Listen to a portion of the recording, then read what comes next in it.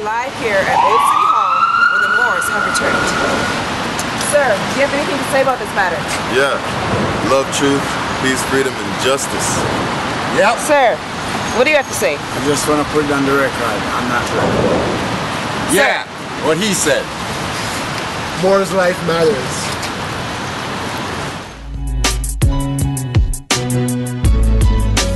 More lives matter. It seems like black lives don't matter. More lives matter. Shot in the back, running or choked out to death on the corners. Mistake this taser for his sidearm, says the coroner. To the yellow journalist that won awards for writing facts, for worldwide web press stories, always calling them black. Civil rights violated, here comes C1-7 and CIA and FBI agent, brethren felons with what Big Brother once heard. Most Moors are nerds and study more than if I'm on the road, no biting curbs. No threats of nooses or fighting for survival. Making Moors martyrs won't happen, calling us captain rival. Inquisitionists, governors and secretaries of state got stateless on their tables like ribeye steak with no care, blood dripping. They eat blacks rare. Foreigners wearing 6-point badges, pretending they're heirs to the vastness estate Muguri Balaksa. Stateless blood flow past a horse's brow, I swear it's agua. Demons thirst quench, stealing pioneers and organs. Psychiatry, death industry, to start selling black orphans and half-closed coffins, cause legs are missing, killing stateless people, cancer won't even see remission. More lives matter, but it seems like black lives don't matter. More lives matter, cause it seems like black lives don't matter. More lives matter, cause it seems like black lives don't matter. More lives matter, cause it seems like black lives don't matter. System, what system? Not gonna make myself no victim. Run down and kick them up, educate oneself and flip them. All of their titles or nationality strips them. Must grip reality in order to really grip them in this third dimensional illusion. Organized chaos, confusion, stealing your attention, mental intrusion. Universal laws, declaration of the ancients. I self-law and master, from the rooftops to the basements, hoop deep to the spaceship. Ever since all creations, celestial foundations, ocean floor to the ranges, to the mountain tip, to the cosmic infinite. Basically we are way above the shit. In other words, get in tune with spirit. Take a breath and accept mental polarity, gender rhythm, correspondence, vibration, cause and effect. More lives matter, but it seems like black lives don't matter. More lives matter, cause it seems like black lives don't matter. More lives matter, but it seems like black lives don't matter. More lives matter, cause it seems like black lives don't matter. More lives matter, cause I sing it no sound off. It gets defective when rejected, pull your mask off. Get my perspective on the record to replay. All the news that on replay till they wanna cast off. Bury them, on to the next one. Enough of them are gun it down. Youths them a cast cross. Can't believe a Tubby that. Can't believe a Taj Pass. Trayvon, Michael Brown died for us to find cause. The afterlife visited the class wrong. Who they really wanna see with the crown on high and the garbs on free? I am free and in no business but your land or your country to seek your inalienable rights. The insatiable delight of knowing thyself and bringing all injustice to light. For the fight, it's your plight, make your sight for the bright. I'm the mic in the night, foresight for you to realize that, huh? More lives matter, cause it seems like black lives don't matter. More lives matter, cause it seems like black lives don't matter. More lives matter, cause it seems like black lives don't matter. More lives matter, cause it seems like black lives don't matter.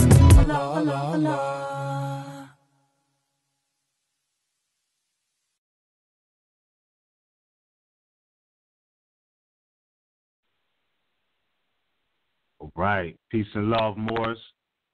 Thank you for tuning back into MHHS Sons of Allah. We are here for July 26, 2018. I am Mizraim Aleph El, along with my co-host, Grand Sheik Kujo Adwo El. Peace, Noble. Peace and love, Moor. Islam to all the Moors worldwide. Welcome to Sons of Allah once again. Yes. Indeed. Once again, bro, it's definitely great to be back. You know, we postponed from last week to this week, but it's still all in divine timing, you know, and everything is well. I guess with that being said, we might as well start off with, you know, the aspect of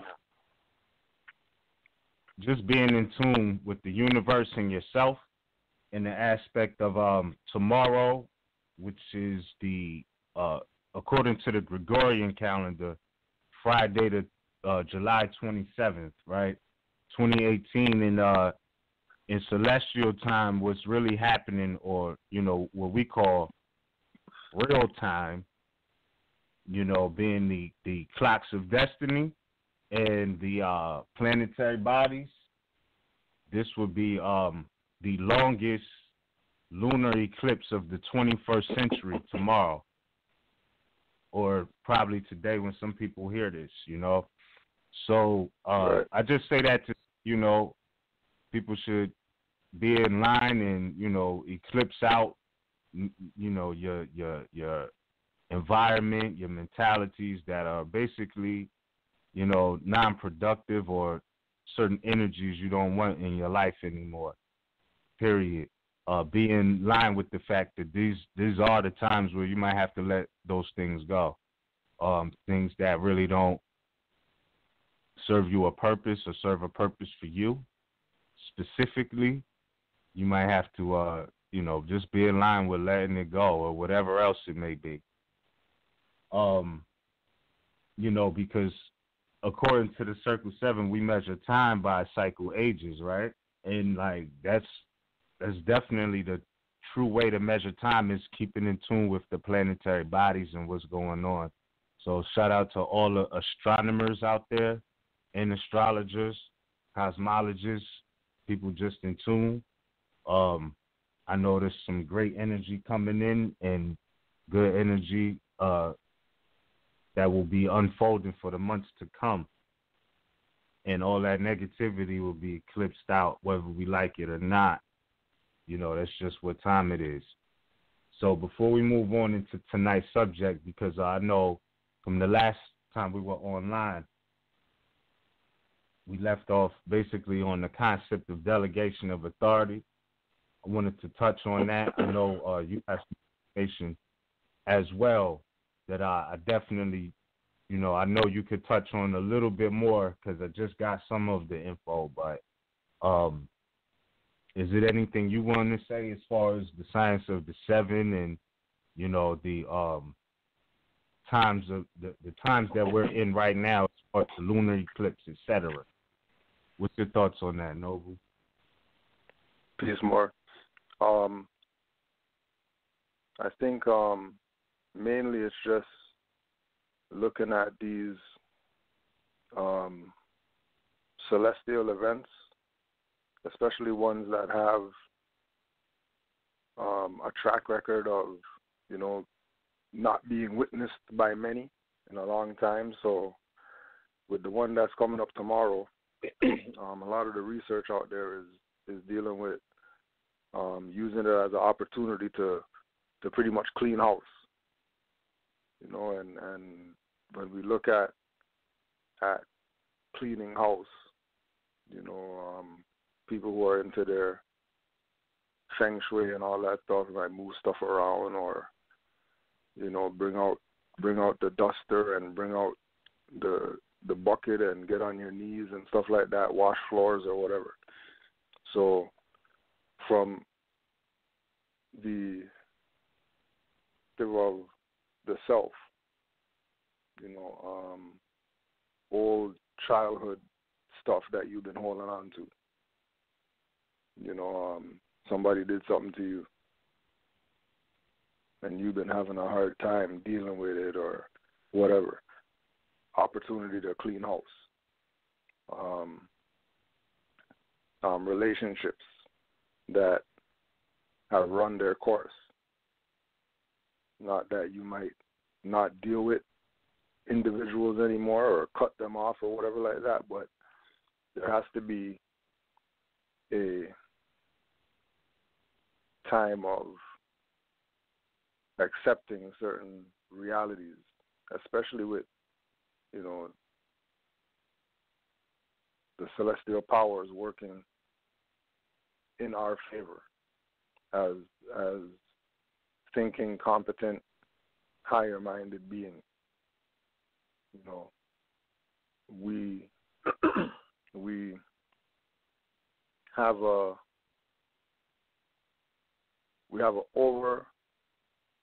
overabundance of stuff in our physical presence that we don't use. So think about the things internally, the inner hoarding that's going on, and using it as an opportunity, a time to, you know, put certain things down, really letting certain things go. Because with the way that we see things accelerating, we have to look at it as it almost near perfect opportunity, being that we're of a certain mindset, knowing that we're Moors and we know about our nationality, birthrights, we got a prophet and all that. The powers are going to be working with us to make sure that we, you know, keep our inner surroundings in good order. And again, making sure that you take advantage of the elements. So fire cleansing, water cleansing, air cleansing, earth cleansing. You know, you might want to, on that night, go get some dirt. You might want to make use of the fire element. You know, remember, all these things are visualization and getting out of the mundane. You know, because we still have this thing of, you know, people want to go see eclipses and want to go see certain things. Just like God, if it's outside of yourself, it's probably not in your best interest. So try your best to internalize and not get caught up in the hype with the binoculars people and the telescope people, putting all the energy in that and then forgetting to internalize really what's going on. Because we know that higher beings, as beings who know that we're not Negro, black, colored, and whatever, that the external is definitely not where it's at right now. Like, it's definitely not the time right now to be externally experiencing, because the illusion is shattering all around us on a daily. So imagine how many illusions are going to be shattered when these celestial happenings start going on. So, and as well, with letting go, you know, just like you can only put something in empty hands. With the letting go of these things, make sure you put some things in that are of a divine nature. You know, make sure that people you care about are in your thoughts. Make sure that you're sending them clarity and peace and balance, because you already know everything that we project is definitely going to come back to us. So with all the letting go, with all the emptying, make sure you fill back. Don't stay empty. Don't throw out the old couch and not get a new couch or a new chair or a new something to put in place of the space that the couch was sitting in. You know, always fill that space back with something that is beneficial to your evolution. Because again, you know, the illusion is shattering. the illusion is becoming more and more clear to people. People you never thought that would be interested are waking up. So just take advantage of what the forces are giving us. And again, you know, we give thanks and honors and praise, able to be in the position to witness these type of events in our time. You know, there's people who never experience anything like this. So even for those people, make sure, you know, you give them a shout out too, the ones that aren't here to take advantage or bear witness to certain things. And you know, it should be a good day tomorrow. So keep the energies up, especially Moors.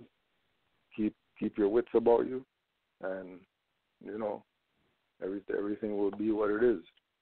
And I'll yield on that. Exactly. Exactly. Well said, bro.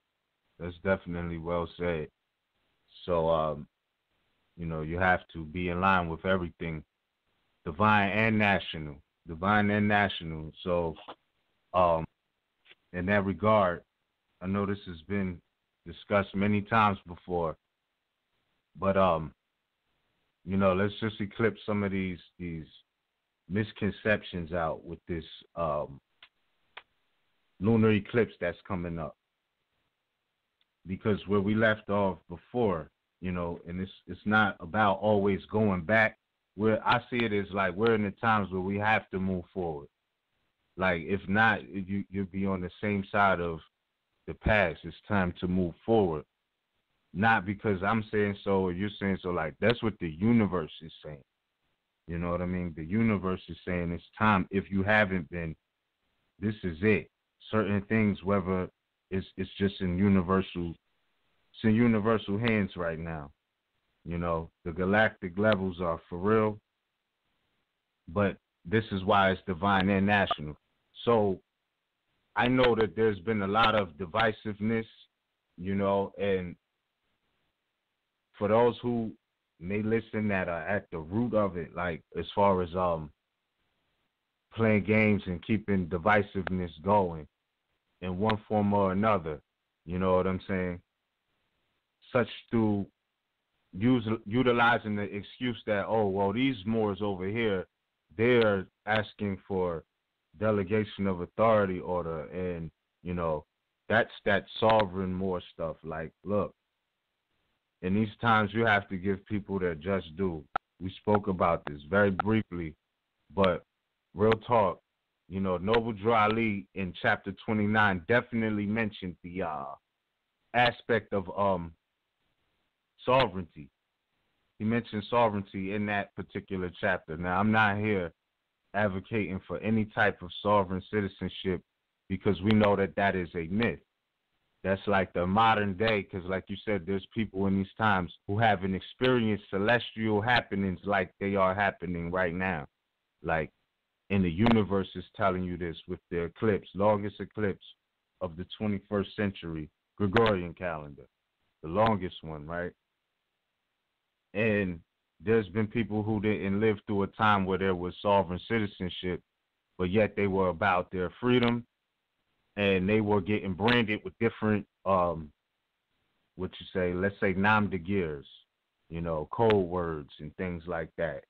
It was black, still is, you know, Negro, colored, African American, and now basically a target word they made was sovereign citizenship, which is a myth, because any of those names automatically take you out of the discussion of any type of citizenship, the subject citizens, as they say, right?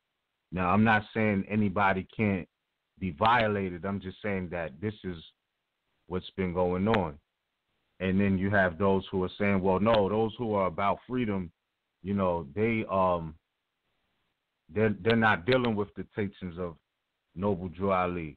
Like, you have to be clear that is a misconception. You know, that is a misconception because the whole point is about the information. We spoke about the fact that in chapter 25, right, because they'll say, oh, they're not in the Moor Science Temple of America today, or, oh, they're not a part of this group today. And, you know, not to say break off, but it's like in chapter 25 of the Holy Quran, Circle 7, it mentions the fact that when ye separate in the world, remember the relation that bindeth you to love and unity. That's what it says. It didn't say like if ye separate in the world. It says when ye separate in the world. That may be, you know, even after somebody passes or even while they're living, you might separate in this world.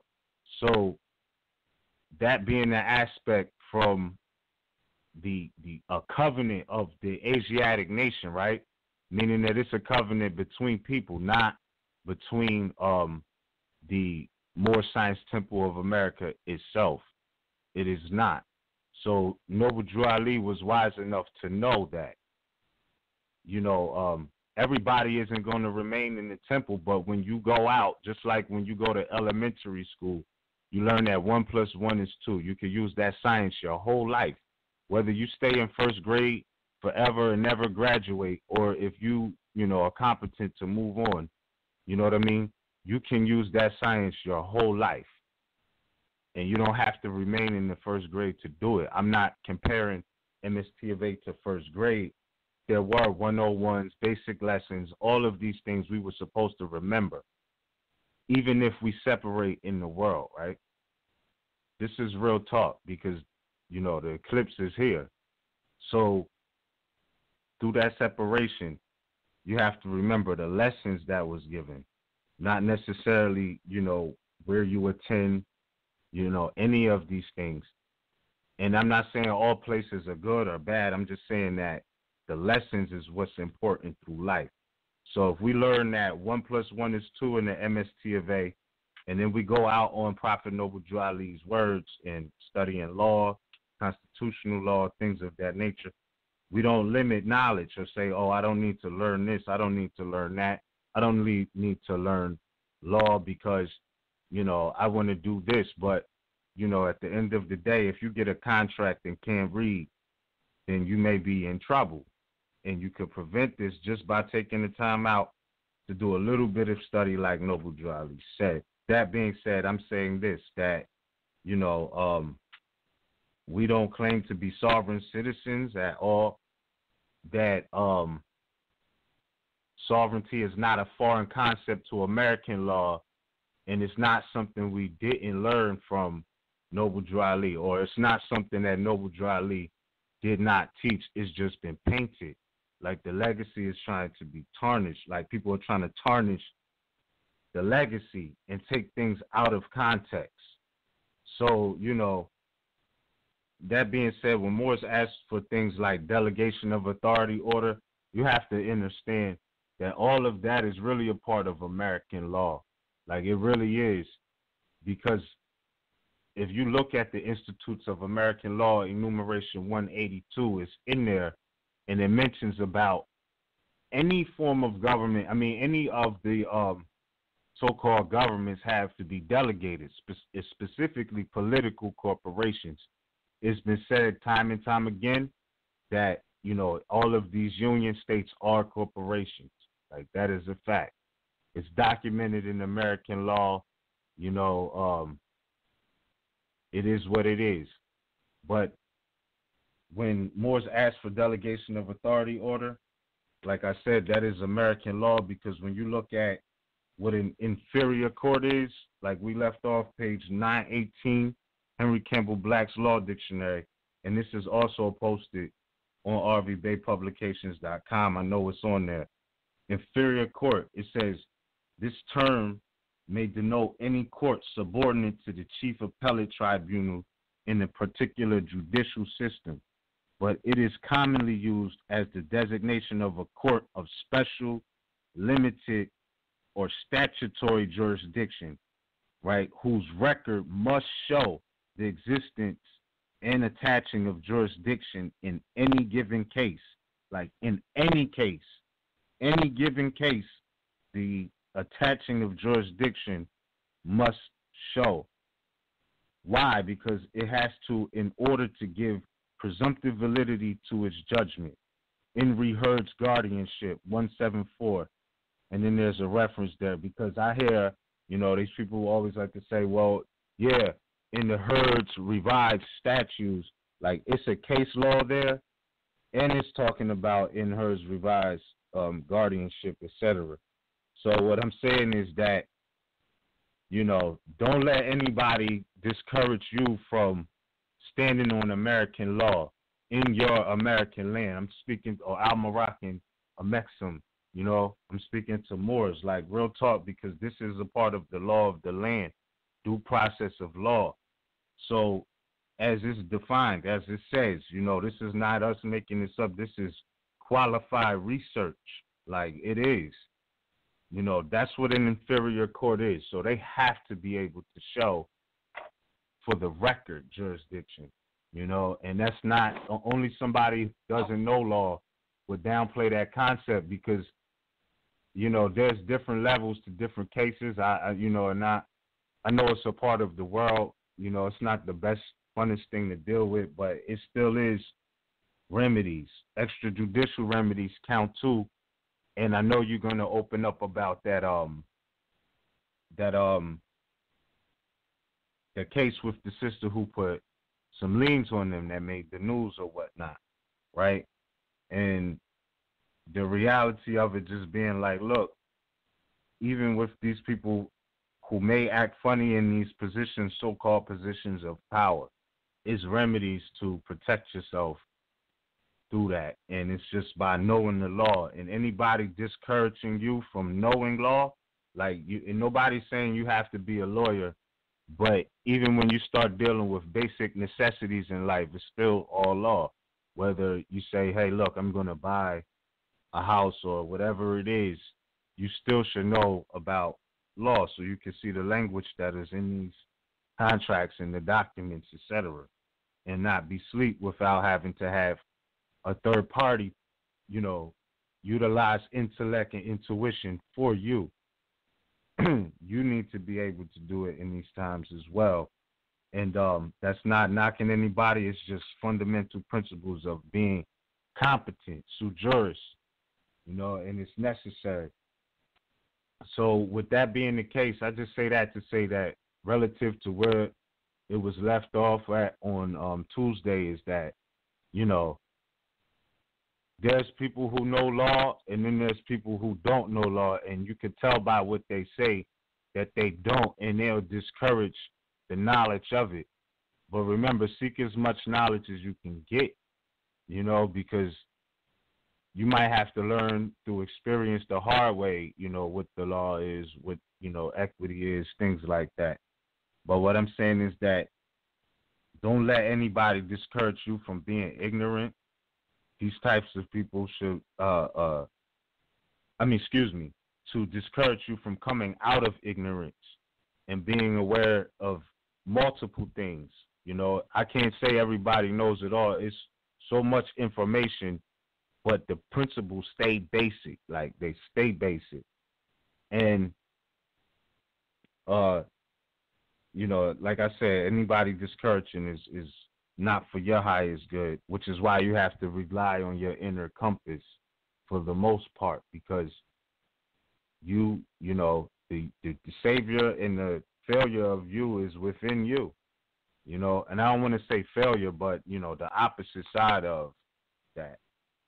And I think that for anybody, specifically those who just come in and don't really know and all the confusion that's going on, like definitely be aware, definitely be alert that no matter what anybody tells you, this is all about you. Like, and not in the selfish way, in the collective way. The competence is about you being competent, which is just basically operating off your common sense.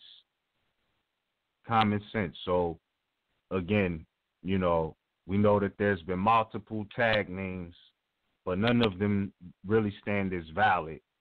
upon the challenge of identity, because that's in the law of evidence, which is about, breaking this down to simplest molecules of, look, this is why you're not black, this is why you're not Negro, this is why you're not colored, right? And there's multiple historical references that can verify this.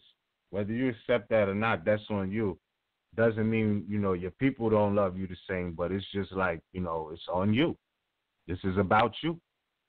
So, again, knowledge of self, like you said, and if you've been looking outside of yourself for your savior, I would say that this is the time where you eclipse that mentality out and realize it's all about, us helping each other, but not saying, hey, look, I'm your leader, you know what I'm saying? Or, this person is that person's leader. Like, no, this is about standing self-competence to the best of our ability.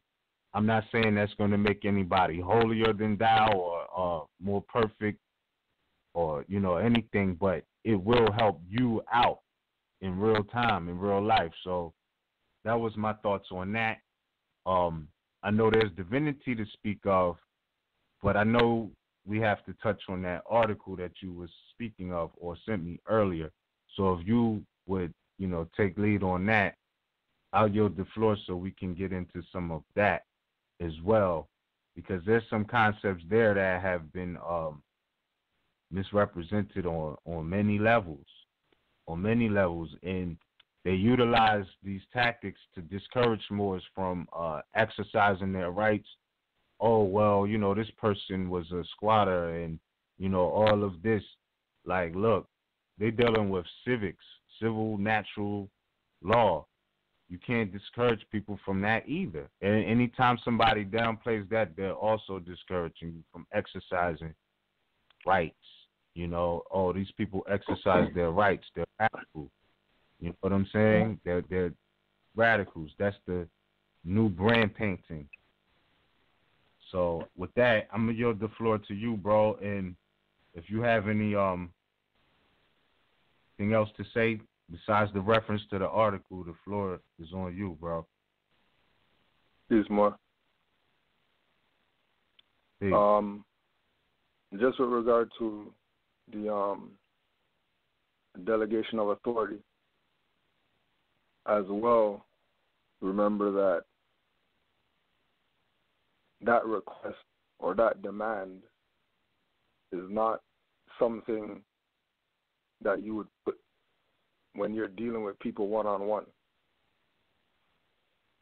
So, they use the examples of people who might get stopped by a highwayman and they'll demand, to see their delegation of authority order or whatever. And because we speak from that perspective, try to tie that to what we're doing or make it seem like they're down with the civic-minded Moors, when the reality is that with delegation of authority, it has to do with people who are claiming judicial powers that really don't have that power.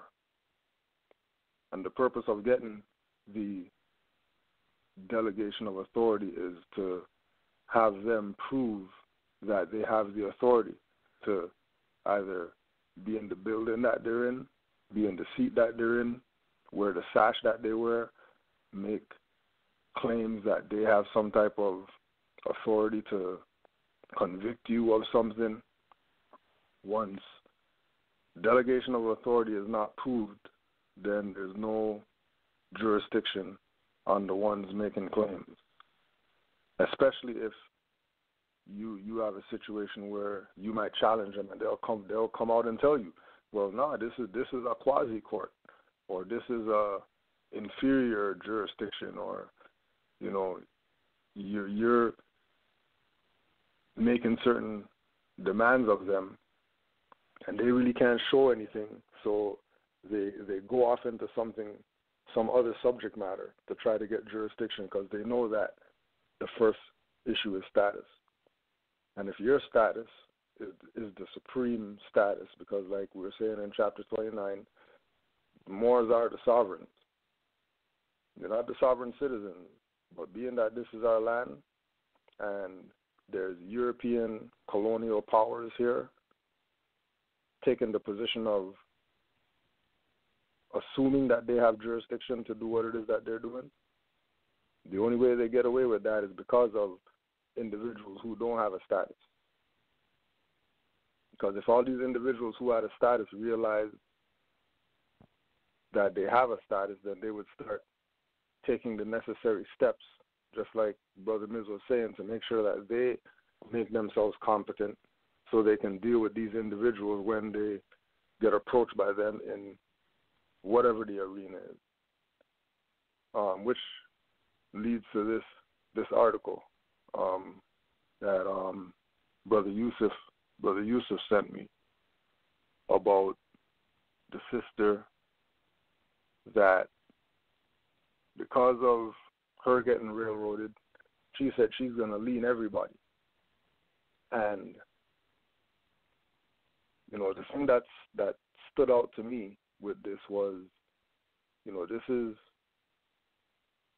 2018, and they're still going to Moorish Science Temple of America as an authority with regard to things that are lawful, knowing that there was a sellout and certain people are the only ones that they always go to when it comes to, well, somebody said that there are more, and we just wanted to ask you, Grand Sheik of whatever temple it is that you belong to, what do you think about this? Or, you know, could you give some insight or whatever? Now, the background is these homeowners received a letter from, quote unquote, the Cherokee Nation of Moors, and claiming that the empire of the Moors has been resurrected. Because the empire of the Moors has been resurrected, people who have homes on Moorish land owe a sovereign soil tax of $500,000. Now, we don't know what the paperwork says or whatever like that, but it's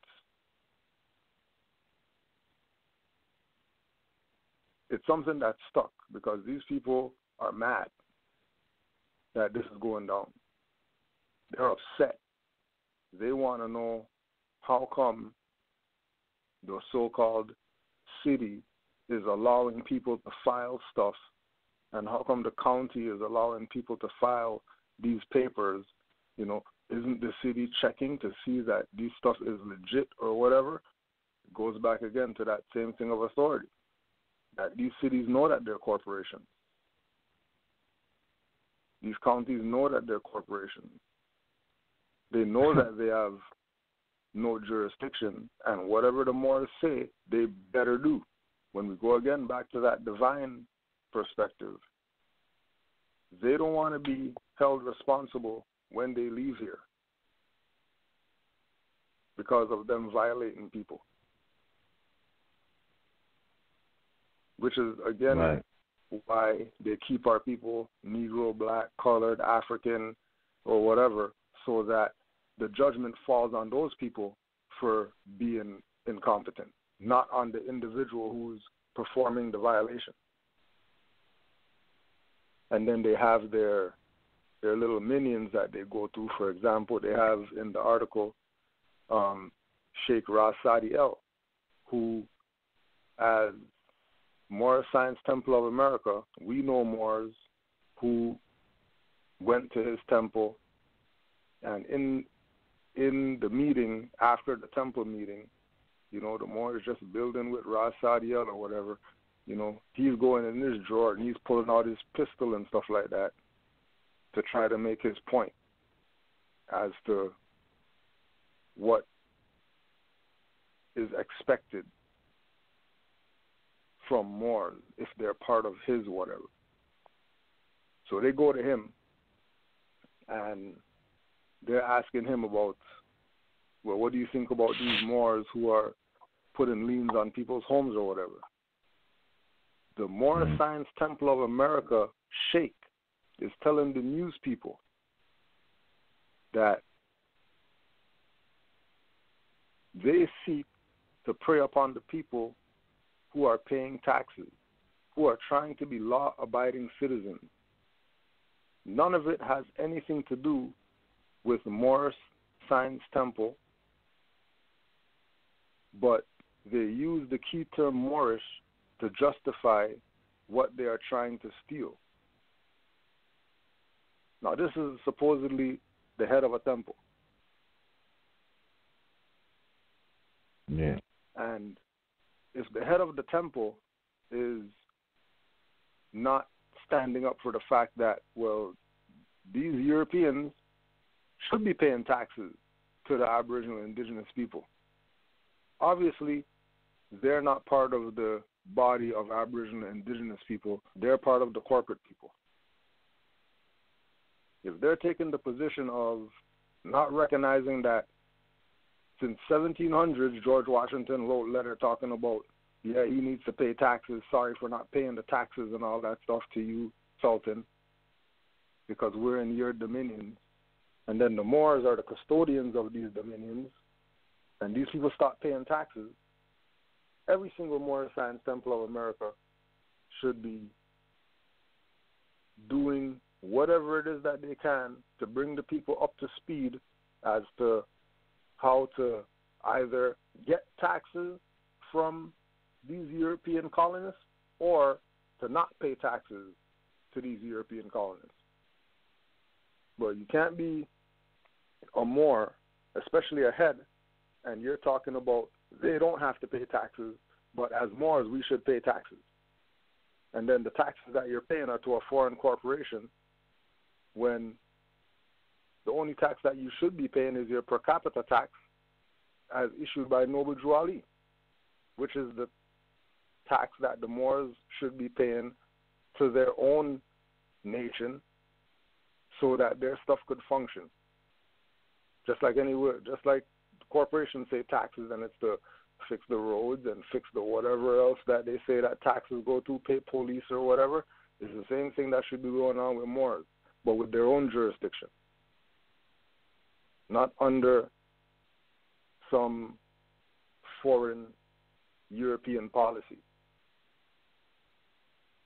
So, Sis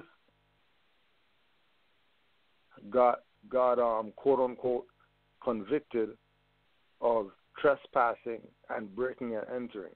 Now, if she got convicted of trespassing and breaking and entering, how is she able to put liens on people's stuff?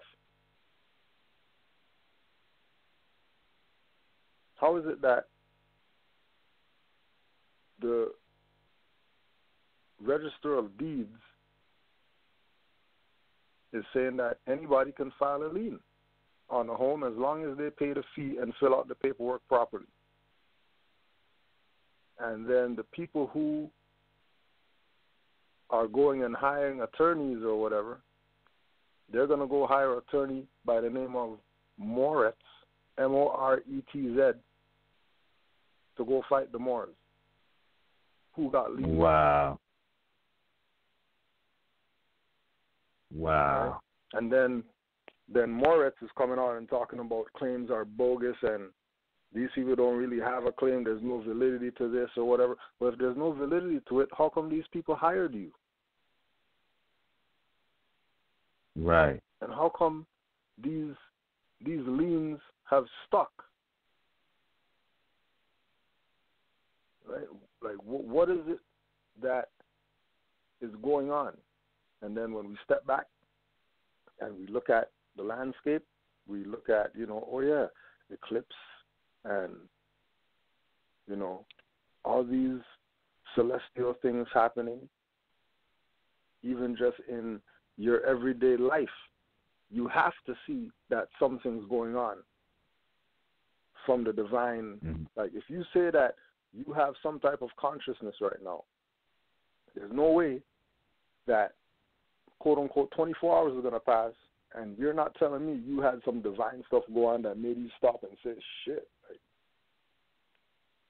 thank God that I'm in tune or whatever.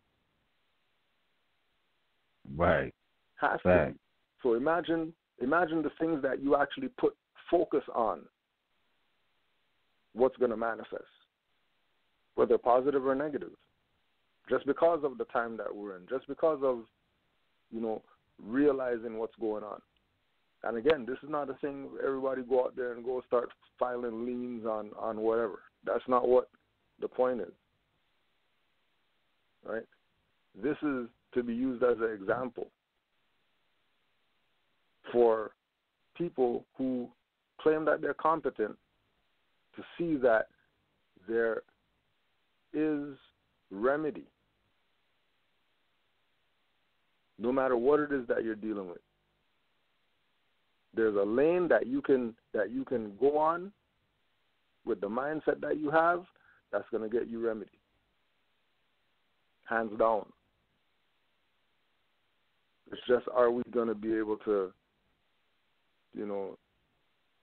deal with the tsunami that's going to come after you initiate this thing? Because don't think that these Europeans or whoever it is that's violating are just going to sit back because the Moors are back. These people aren't trying to go back home to no Europe or 13 colonies or whatever. They're trying to keep their little house or whatever it is that they got here, that they stole from your ancestors. Because they know exactly what it is that they're doing, because they too, remember, we're the ones that just got brought into the marvelous light. They've been had it in their little lodges or whatever. So they've been known about astrology. They've been known about astronomy. They've been known about eclipses, light candles, say words of power. They've been doing that. We're 100 years behind this stuff. Drew Ali brought us all this stuff to save our nation. We haven't used anything until just now we started using stuff. And then now that we're using it, people are getting defensive. Now that we're starting to wear fezzes, people are looking at us funny. Now that we're starting to reserve our rights on contracts, people are, you can't do that, and why are you doing that, and how come you can do that, and whatever else that they're trying to try to halt the activity. And again, it's not that your activity doesn't have to be go lean something or go to court and stand on your square in front of a magistrate, or like that doesn't have to be your activity. Your activity could be tell somebody who doesn't know. Your activity could be tell 100 people that don't know. Every day. You have 100 flyers. When you leave your house, when you go home, you have none. Right.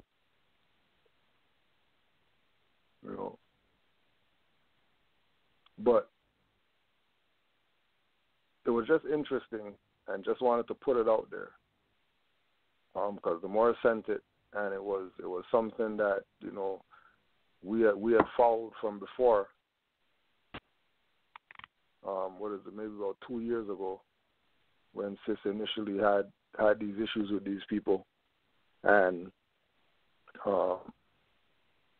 just like all the rest, they start pulling their little nickname, whatever. People are squatters, and people are sovereign citizens, and they shouldn't be able to do that and all that type of stuff. And yeah, of course they shouldn't be able to do that if you're calling them sovereign citizens and squatters. But if they're Moors, if they're Moorish Americans, they have every right to do what it is that they're doing. Because these people have been evading paying Moors taxes for hundreds of years. They've been evading paying tax. And then when you try to not pay, they're sending their goons to come get you, or to come take your whatever to get their little finance back. That's really yours. That they shouldn't even be approaching you like that to get it. And again, that's going back to the power of the lack of power of the 13 colonies, because she's dealing with this in North Carolina, right? Coincidentally, Charlotte, right? I want queen. Yes. Right? Go ahead, Moor. No, real talk. No, because it just reminds me. I already know, and I might use some highlights from this particular broadcast tonight.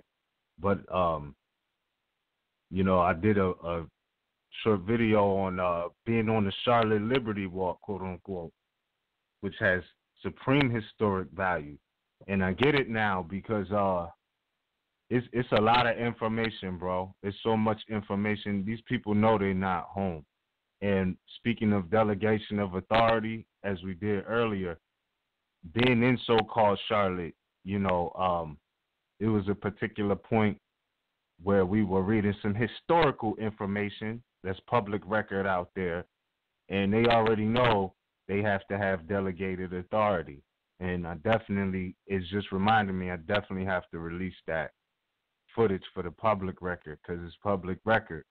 And you know, it's just amazing because it's so much Moorish history around that area. Just the fact that Noble Drew Ali was born in that area, number one, right? But even before that, just the natural history of that area is amazing. You know, from the abundant resources that area produces naturally, emeralds, gold, all of that, you know, and so much more. But like I said before, man, it's down in that area, you know, because remind you, the mayor, they already put on the record more as an Aboriginal, indigenous, et cetera, et cetera. They have Moorish history dedicated in so-called Charlotte. And you know why? Because it's Charlotte, who again is a Moorish queen, you know. So, you know, you look at that in all of its aspects, that's why the sisters' liens are still valid. They know who the Moors are down there. And you know what's crazy? Do you know what's crazy about so-called Charlotte? Charlotte started off, and this is how you know what. We've been teaching this for years, right? And I know my mother and Anna E consistently emphasize that these are corporations and they started off as forts. But in all reality, Charlotte started off as only 3 blocks, bro. I don't know if you know, but real talk, the so-called Charlotte in North Carolina, so-called North Carolina, its origins, it was only 3 blocks big, bro. And it's because it basically was a war fort, you know, and that's the reason why they say it's the sister city of Philadelphia. I remember my mother teaching me this when I was in my teenage years. And I know she picked the information up from studying and paying attention and through her travels, etc. She would tell me, yeah, Charlotte is the sister city of Philadelphia. And I get it now because when you do the history about the breadbasket and the Great Wagon Road, which is really the Great Warriors Path, which is what they call today Charlotte Liberty Walk plus more, you know what I'm saying? But it's so much history around it that they have to say, because it connects directly to Philadelphia. Like, that was the ancient I-95, if you will, basically. You know what I'm saying? When you look at the geography of these routes, what they call the Great Wagon Road was basically the ancient I-95. And the history says that, look, the Europeans couldn't pass through that road without having permission from the Aboriginals. That time, we're talking the times of the Conestoga wagon, etc., the chariot. Like, you know, this was a regular mode of conveyance. But there's so much history amongst these paths, you really got to connect the dots. And they know for a fact that ancient path was built or laid down or trampled by who they call Iroquois, who we know are Moors, right? And if you do the knowledge, even in what they call Charlotte Mecklenburg today, and they say that the Aboriginal people there are generally known as Cherokee, but in Catawba, You understand, among many other tribes, but what it is that if you look at the history of what they call Cherokee today, they will tell you that there's a civilization pre-Cherokee. So Cherokee is not really the proper jurisdiction, though it's something that they recognize. They know that these are Moors. You see pictures of them with turbans and feathers, etc. You understand? Monuments, ashlars that you is just beautiful in the flesh. Like they have Aboriginals inscripted on these things, so they can't act like they don't know the relevance of the Aboriginals in that area that they call Charlotte, North Carolina today. You understand? There's much Moorish history there from both sides of the coast. And again, it goes back to the constitutional law, which is the law of the land. We mentioned this like 3 weeks ago, but the Europeans did not find gold until 1799 in North America. Thus, they had the gold rush. And even in the 80s and early 90s, they were still finding gold in Charlotte, so-called Charlotte, North Carolina. Real talk, up to the 80s and 90s, they was finding gold downtown Charlotte. You understand? So the land is still abundant with those resources, and they still have gold mines and gold mine tours. You could go on all of these things. You understand? Right off your land, Moors. And we're not Cherokee, we're not Niji, any of that. You understand? Even though these are terms the Europeans use, we're not any of that. We're not any word that alludes to Negro, black, colored, etc. The history reflects, these were Iroquois, Moors. Some of their convoluted history refers to us as free Negroes and quote-unquote African Americans, but we know ourselves, so we know how to definitely refine what it is that we're looking at, because that's the real key. So they know they're on Moorish land, and that the sister has much right to make the claim. You understand? She has much right to make the claim, and that the history of that land is monumental. Now get it, like Charlotte is the sister city of Philadelphia because the Great Wagon Road started and basically ended there. Well, no, it kind of like went towards even down to like South Carolina, Georgia, etc. But thing about Charlotte is between so-called Philadelphia and Atlanta, Charlotte has the tallest building between the two so-called cities. Like Charlotte, what they call Charlotte, North Carolina, the tallest skyscraper between Philadelphia and Atlanta is there in Charlotte. So you're talking about a lot of virgin land, you understand, and specific landmarks that was laid out by Moors and Europeans. Because when you do the knowledge and the history, Moors laid these cities out, whether it was through them teaching Europeans how to survey land, you understand, and surveying land ourselves, etc., without the European included, you know.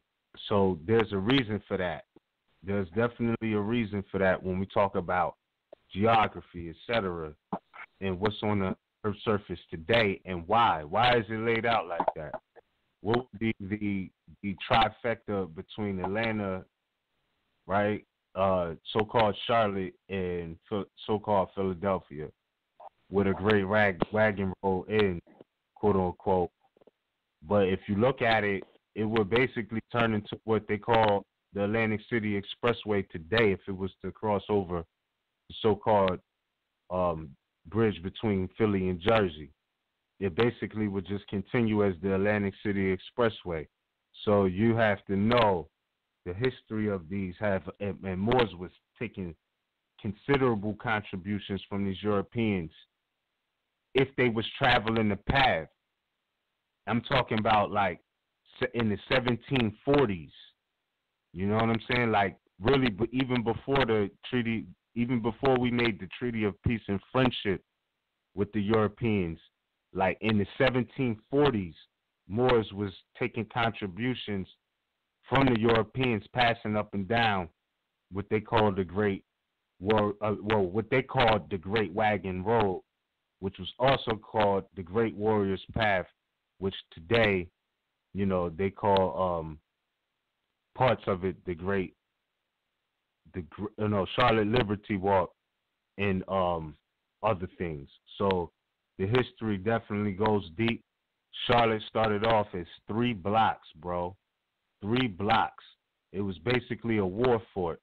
And if you do the knowledge, from what I understand, I know there's Moors in Charlotte, etc., but or so-called Charlotte, but you know, respect to the Queen, etc. But it was one of these war colonels that was coming into Charlotte, and this is how even the Charlotte Hornets got its name, because he was saying that when he came in there, he heard the energy buzzing around him so hard that it sounded like a bunch of hornets. But, you know, it was war that was going down. And that's why, you know, they have the Charlotte Hornets correlating, of course, too, with the Queen Bee and the Queen City, et cetera, et cetera, et cetera. So, you know. Pardon the interjection, Mark. One of the Moors just sent me, Brother Navi just sent me, just as you're talking about the names or whatever, just so that we're in tune. The Charlotte, the University of North Carolina, got Norm the Niner, and the team is the 49ers. And the team got their name because of the whole same concept with the gold rush. But then they used the fact that it was the University of North Carolina came out of Charlotte College, which was saved from closure in 1949, and they say that's why it has the 49er name, as far as the team name. Because when you start talking about, you know, this idea of the gold miner and all that stuff, you're dealing with these same colonists. Yep. Right? Yeah. Taking advantage of the fact that, you know, there were quote unquote people who were subjugated. So somebody had to, you know, while the subjugated people go pick cotton, we're gonna go pick gold. Exactly. Yeah. And then how about they had different values to them? But also look, it goes deep, and this is just confirmation that I definitely gotta get those videos out, because it's deeper than that. When you look at it, before even the 1949, it was like, I think it was 1770 maybe, somewhere between like 1770 and 1783, I guess. They had a college out there called Queen's College, the Queen's College, but it got blocked by King George III, right? Which goes to show you that a college is really a political institution, because why would King George III or King George III, you know, why would he block a college charter from being granted? You know, and he's king of England at this point. You know what I'm saying? And he's blocking colleges from going down. So they couldn't get a charter for a college, but they got it for a museum, the Queen's Museum. You understand? But it's like, quote unquote, a quote unquote king of England or Britain will be blocking a college charter, will have to give you a hint that college in nature is political. And when you look up the definition of college, you know, it'll show you that, you know, even the electoral college is political. So this goes back and speaks to what Noble Drew Ali was saying about the fool being trained to jump through hoops. And the longer he stays in the school, the more he will defend his jumping, because look, present day 2018, Gregorian calendar, you got 14-year-olds graduated college already, Texas, etc. On numerous accounts. You have 14-year-olds graduating college, skipping the whole high school experience. They're not staying in the schools being fools and defending jumping through the hoops. Like, they're getting it done early. Because Noble Drew Ali said the longer you stay in the schools, the more you defend the jumping. They're out at 14. Now what? You understand? In and out by 14. Graduated college. These are Moorish children. How are they doing this? You feel what I'm saying? And it's like, you gotta understand that schools are definitely necessary. You know what I'm saying? But the institutions are never lifetime things. Going back to what Noble Drew Ali said about, and when ye separate in the world, remember, we're buying you the love and unity. It's the lessons. It's the lessons. That's what it is, among many other things. You know, the bloodline, the natural energy. You understand? Love is the natural energy. That's what has to be remembered even when we separate in this world. So, you know, like, again, Charlotte is a prime example, you know, of how they take over. And keep this in mind too. This is what's unique about Charlotte as well, because they were the first county to actually declare their independence before the Declaration of Independence by the collective 13 colonies, right? They came in 1774. They came from Charlotte, Mecklenburg, up to the Continental Congress in Philadelphia, so-called Philadelphia, North America, right? And as a county, they were declaring their independence from Britain, because they was already getting denied too many things. Like I said, you know, they got denied a college charter, all of these things. And it was like, God damn it, you know, this community is here. And you think about a community that starts off as 3 blocks but expands, right?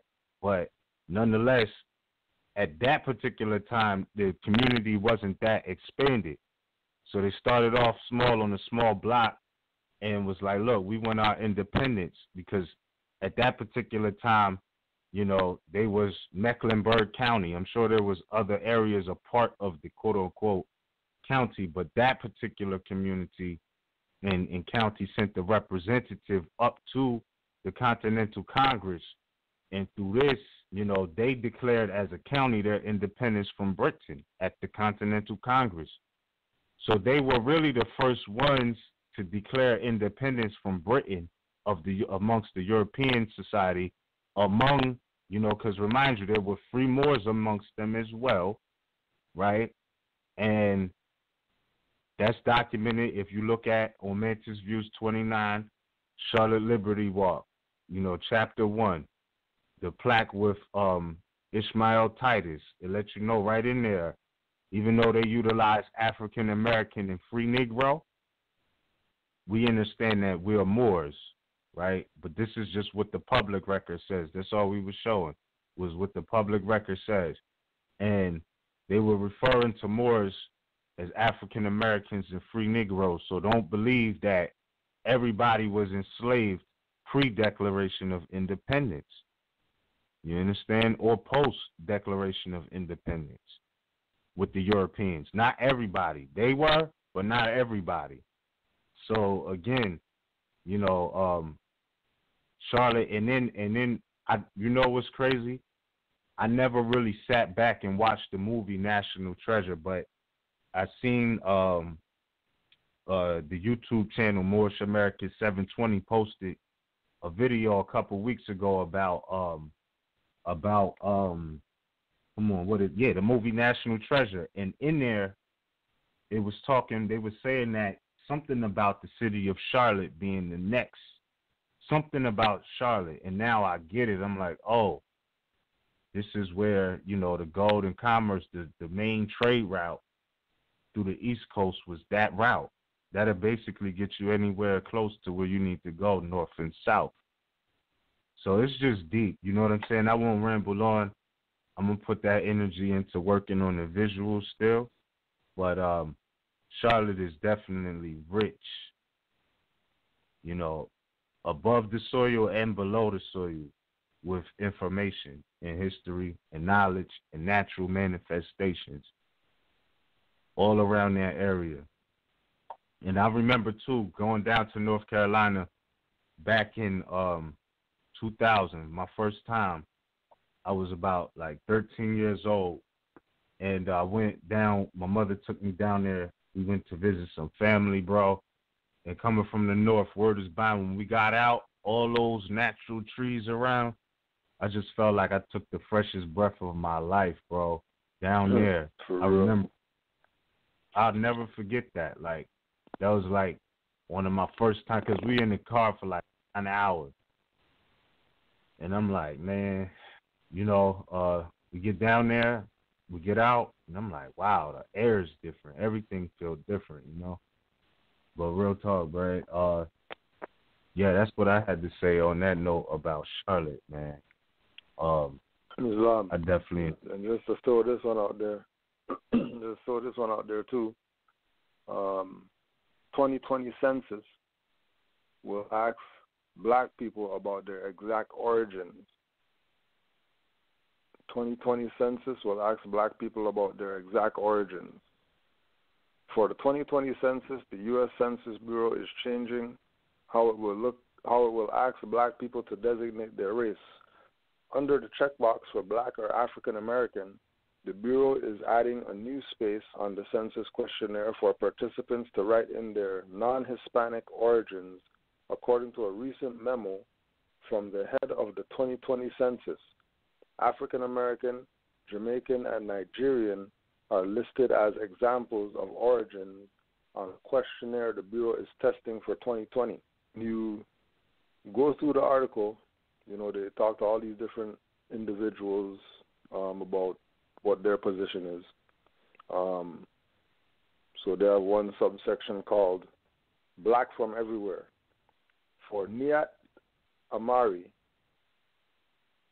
the write-in area will allow her to be more specific about her black identity.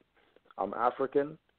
I identify as black, but I don't see myself as African American, says Amari, who was born in Ethiopia but now lives in New York City. So she's African and black, but doesn't connect herself to African American, but she was born in Ethiopia. We can't just be black as African Americans. We are black from Africa, black from the Caribbean. We're black from everywhere.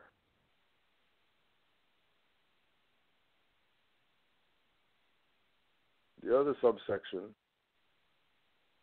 is, this keeps me up at night. Mulusu Bekel, the Director of Program Operations at African Services Committee, says asking for people's origin on the census is like a run into the major hurdle. Around the country, there's growing distrust in turning over personal information to the government. Are people willing to answer that question given the current anti-immigration sentiment? That I can't tell, says Bekel, who is Ethiopian American. It's a concern shared by Christina Greer, a political science professor at Fordham University, who wrote Black Ethics, Race, Immigration, and the Pursuit of the American Dream. This keeps me up at night because it's not just about filling out the census, she says. An undercount that would have impacts lasting long after 2020, including on redistributing seats in the House of Representatives and drying up legislative districts. Sticking with American, The enslavement of hundreds of thousands of African people in the U.S. cut ties to home countries for their descendants, including Chris Owens, a project engineer for an energy consulting firm based in New York City. Raised in St. Louis, Owens says for the most of his life, questions about his race were straightforward. Either you're black or you're white, at least where I'm from, he says. But after moving to Boston and later New York, he says he's been asked whether he is of Haitian or Jamaican descent. That's even caused me to try to figure out which island I was from, Owen says. He has just over 2 years to keep digging into family history for an answer before the 2020 census forms come out. For now, though, if you ask him about his origins, he says he's sticking with American. Right. The reason I brought that up is to also put out that the Moors near Virginia are in, or have been in conversation with Virginia legislature about the 2020 census, because they were instrumental in this Senate Bill 238 in Virginia. And the summary of the Senate Bill 238 is the collection of student demographic data prohibition. Senate Bill 238 prohibits local school boards from requiring a student or his parent to disclose information related to the student's race or ethnicity unless, one, the student or his parent is given an option to designate other for the student's race or ethnicity, or such disclosure is required by federal law. So that bill went through, got voted on, everybody did the yay, not the nay. Now they're talking to them about the census. With regard to the same thing, you know, this whole thing about identity, and you know, if you're gonna say I'm something, either have a box there that says other so I can put what I want there, or have a box there saying my nationality opposed to the fiction. And the dialogue that they've been having goes into like them presenting information from Oscar the Priest, demanding that those in his racial group being acquainted with the Constitution and understanding their rights, and you know, several states of the Union base their suffrage upon the ability to read and interpret the Constitution, and that the major component of educating the general public in understanding certain changes and stuff like that is really about bringing them back into the constitutional fold of government, so they're not subject to Civil Rights Act and subject to, you know, certain programs that quote unquote discriminate against their, you know, race, religion, sex, age, or whatever. So again, going back to this thing with, you know, knowing the time that we're in, it might appear where you're at that things are not moving at a steady pace. Things might not be looking like it's really in favor where you're at, but know for a fact that things are going on all over the country. All over the country, things are happening that are going to affect Moors in a positive light. So like we were saying with Noble Drew Ali, if you're by yourself, find yourself around some Moors that's doing good and help those Moors do more good with yourself who wants to do good. Don't worry about sit there and complain about where the Moor is at and all that type of stuff and how come there's no Moors where I'm at. You find some Moors wherever they're at that are on the same wavelength as you mentally, and put some of your energy behind those Moors who are doing some type of work, even if you're not able to, because it's going to come back around. And when it comes back around, either you're going to get knocked out when it comes back around, or you'll be picked up.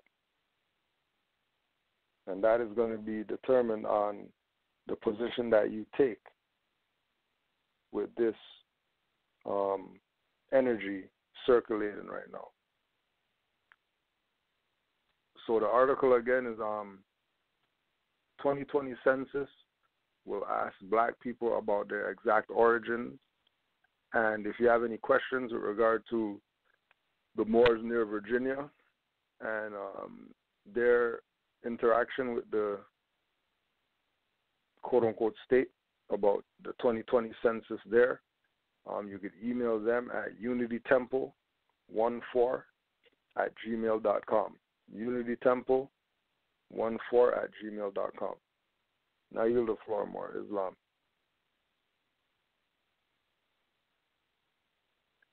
More indeed. Well, that's what it's about. Definitely being active as far as those things. I think that's a great concept just to keep the conversation buzzing in politics about nationality. You know, look, put my nationality on this piece of paper, or mark another, put another box. But whatever you say about me, know that I'm not this, I'm not that, and I'm not marking this or that. And because sometimes they say, oh well, you have to mark one of the ones that are there. All of that is just crazy, So and again, Virginia, so-called Virginia, that place is just rich with history. Like if you go with your eyes wide open, it's super rich with Moorish history.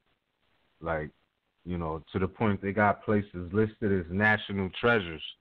And again, while we have to definitely preserve, like, the visuals of some of these historical landmarks, because what they're doing now is trying to erase a lot of history and historical landmarks and things like that, either before they get designated landmarks, or just to destroy the energy within the area, whatever it is that they think that they're doing. Because like I said, it's places they want to put baseball stadiums and hotels where it was historical landmarks and slavery and the glory story of history. But I'm just saying that certain docks and ports and things like that, they definitely trying to get in the way of that. So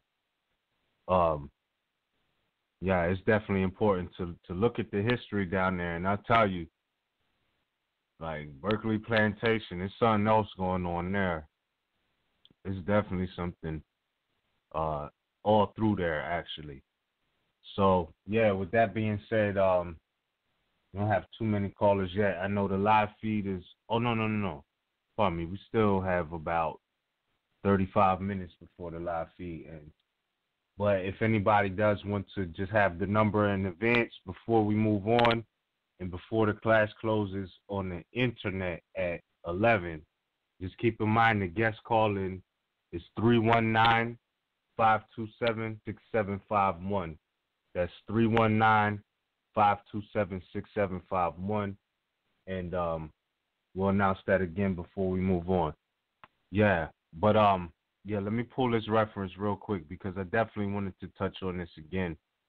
Like I said, even down in so-called Charlotte, they had plaques with the concept of authority being delegated. So delegation of authority orders is really not foreign in law. And it says enumeration 182, Institutes of American Law. It says political corporations are those which have principally for their object the administration of the United States, of some state of the Union, or some portion of the same, and to whom the powers of the quote-unquote government or a part of such powers have been delegated to that effect. And again, the key word there is delegated. So you have to be able to show, who delegated you. Specifically, if you're talking about the administration of the United States, you know what I mean, or some state of the Union, or a portion of the same. All of them have to be able to show and prove. Like, that's just like them asking you for, quote unquote identification.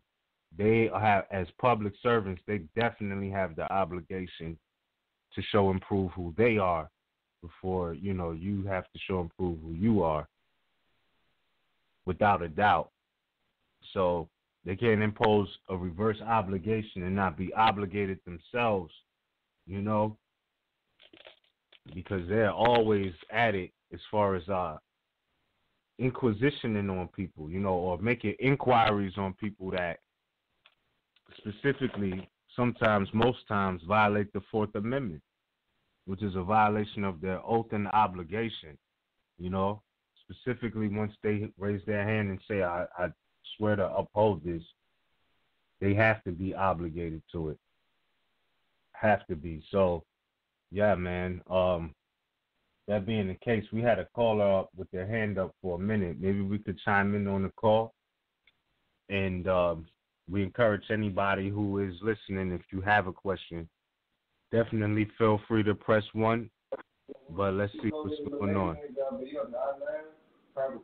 5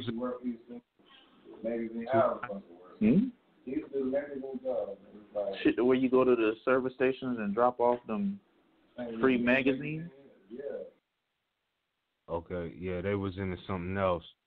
All is well, though. We'll definitely come back to them. All right, cool. Caller 937-856. You're live on the air. You with us? Islam, Moor. Islam. This is brother Don Combs Bay, or Adon Elijah Bay, whichever y'all want to call me.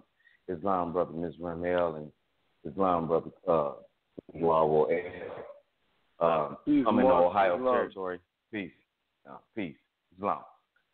My question was in regards to Tuesday's blog talk. The mothers was talking about the constant court and this constant court concept. Well, I have Brother Todd Street Bay's CM Bay certificate number. My fault. The Civic Lessons book number 14, and it's talked about the constant court or whatever. Well, Sister Anna Eve was saying that there's no such thing as a constant court. All right. So my question really is there anything that needs it doesn't necessarily have to be called a constant court? Is there anything that you all think that needs to be in place in regards to Moors not being violated by colonizers and just undesirables? Is there anything that you think that needs to be in place? You all think that needs to be in place? Yeah, well, this is the thing. But in a sense, realistically, it already is. No. That's the Constitution. The Constitution. Now, the thing about it is, Noble Drew Ali said to enforce it, right? And there's aspects of the Constitution that, it's the law of the land. And there's certain references and resources for protecting certain rights that are already secured by the Constitution. You got the First Amendment, emphasis on the Second Amendment. You understand? Like, there's a lot. Due process of law is based in that. Now, this is the other thing. You have people who don't understand, the magnitude in the sincerest intent of what Noble Drew Ali had put into place as far as, you know, what is a mufti? My thing is the structure is there, but are the titles assumed, are they actually being applied for what they're truly worth? You understand? Because you have some people, shout out to all the muftis, you know what I'm saying, who are really about that, you know what I'm saying? But, you know, you have some people who just think mufti is basically the duty of an usher in these days. Like they're not really mufti, you know what I'm saying? And again, that's not disrespect. What I'm saying is a mufti is a Mohammedan judge.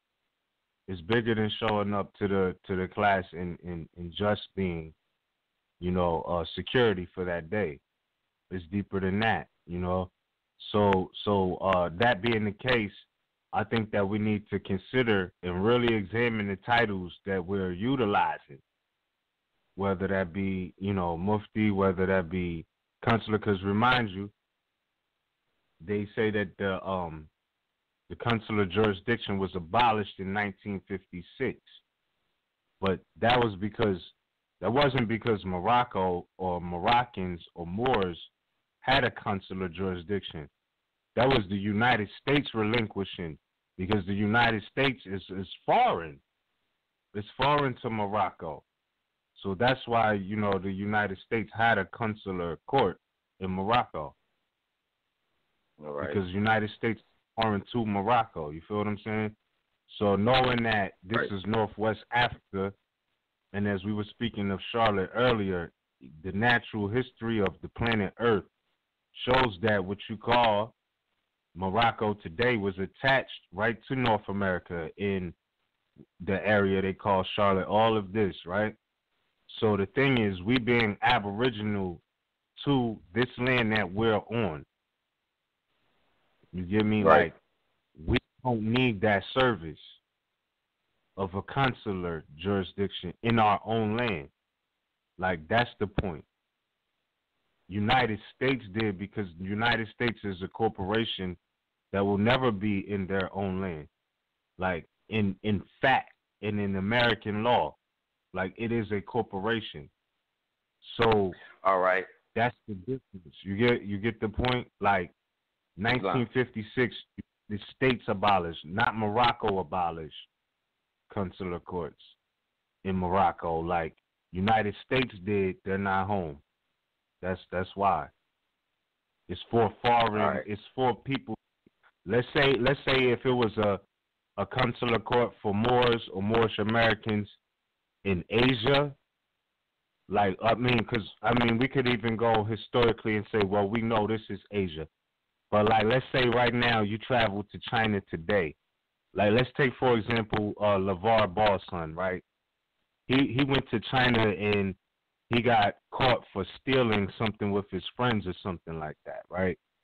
But like with nationality, you know, there would be a consular court in China for him to go to be heard, because he might not be able to speak the language, meaning there's no jurisdiction off top because he doesn't even understand the language.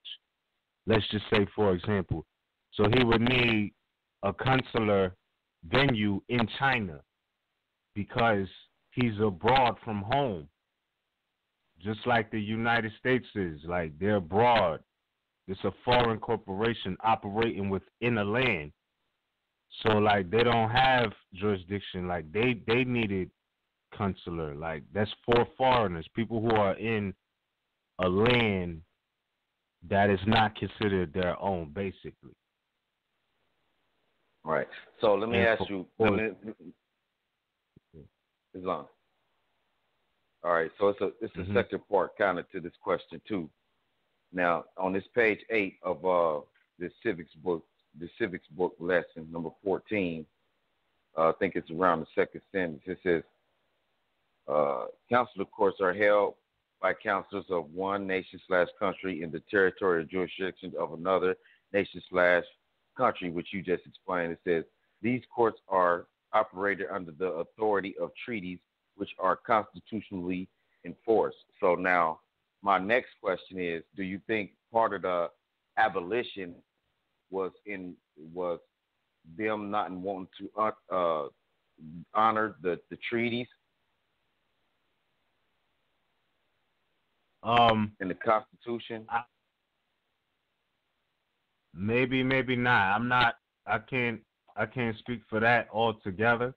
But I'll say this: look at the timeline. There may have been a shift in the natural relationship between, or I don't want to say, let me not say natural, but in the friendship between Morocco and the United States, because keep in mind this, in, what was it, I think it was the same year, I know it was in like the 1950s when they founded the Moroccan kingdom over in what they call Africa today. So maybe it has something to do with that whole shift as far as, you know what I'm saying, because we know Morocco was over here, but in the 50s, something happened across the Great Atlantic in what's called Africa today, underneath Asia or Europe, etc., right? That something happened there with the kingdom of Morocco in the 1950s. And I don't know, I'm pretty sure all of that history somehow is interrelated. But they abolished jurisdiction and, you know, for themselves, because they don't have jurisdiction over Moors, period, wherever they at. Period. Right. Like, they don't. Yeah. So, you know, and keep in mind this too. Moors always claimed their jurisdiction is supreme. So, like, even to this day, like the Moroccan kingdom, to this day, you could check their news and it'd be like, you know, two Christians were deported from Morocco. Like, not two white people, not, you're like, they still identify these people with the language that's in the treaty. So they will tell you, like, look, you are Christians, you're getting deported from this kingdom of Morocco. You understand? Like, that's how they do it. And not that, because remind you, don't let anybody fool you. In the treaty, it applies to all Moors everywhere, because in the treaty, it says, if any more, right? Article 6, that starts off, if any more. Like, you can literally forget what it say after that. The fact that it's saying, if any more, let you know that wherever the Moors are at, whether that be on the west side of the Atlantic, what we call the Western Hemisphere, Northwest of Mexico, Southwest of Mexico, or North America, South America, Central America, the Atlantis Islands, the treaty says, if any more. So that you can't denounce the law of your foremothers and forefathers because you're Moors in the MST of A. That's not a shot. We correcting concepts because this is what they're saying. Some of them are saying, oh, that's that radical Moor. Noble Drew Ali didn't teach that. Noble Drew Ali did teach us we were Moors. And the treaty is referring to us because it says, if any more. Not if some Moors not belong in the MST of A, if any more. So this is how those Moors are still relating to the treaty, and they're saying, look, you Christians getting deported. Go back home. Like, they're doing that present day. So, look, it's there, fam. And then also, too, when you're asking about the whole concept of what part does the treaties play, remember Article 3, Section 2, that judicial power shall extend to all cases in law and equity arising under this Constitution, the laws of the United States, treaties made or which shall be made under their authority, to all cases affecting ambassadors, other public ministers, and consuls, to all cases of admiralty, maritime jurisdiction, the controversies in which the United States shall be a party, controversies between two or more states, citizens of different states, between citizens of the same state claiming lands under grants of different states, between the state or the citizens thereof and foreign state citizens, in all cases affecting ambassadors, other public ministers and consuls, and those in which a state shall be party, the Supreme Court shall have original jurisdiction. All right. In all other cases before mentioned, the Supreme Court shall have appellate jurisdiction, both as to law and to fact, with which exceptions and other regulations as Congress shall make. So it appears that if a consular court jurisdiction is created by Moors, it's supposed to be. Brother, you're back. It's a. Islam. Yeah, I was going to say I'm going to mute you because your background is a little loud. All right, Islam. All right. My fault, Cujo. Continue, bro. You was at original Supreme Court. Yeah. Original jurisdiction shall be in the Supreme Court. In all other cases before mentioned, the Supreme Court shall have appellate jurisdiction. Now, if Moors have not taken the position of enforcing the Constitution like Noble Drew Ali had told these Moors to do, Oscar the priest came and told these Moors that they better study the Constitution in order to know what their rights are. Creating something now to do what you should have did when the Prophet gave you the orders defeats the purpose of you even doing what you're doing.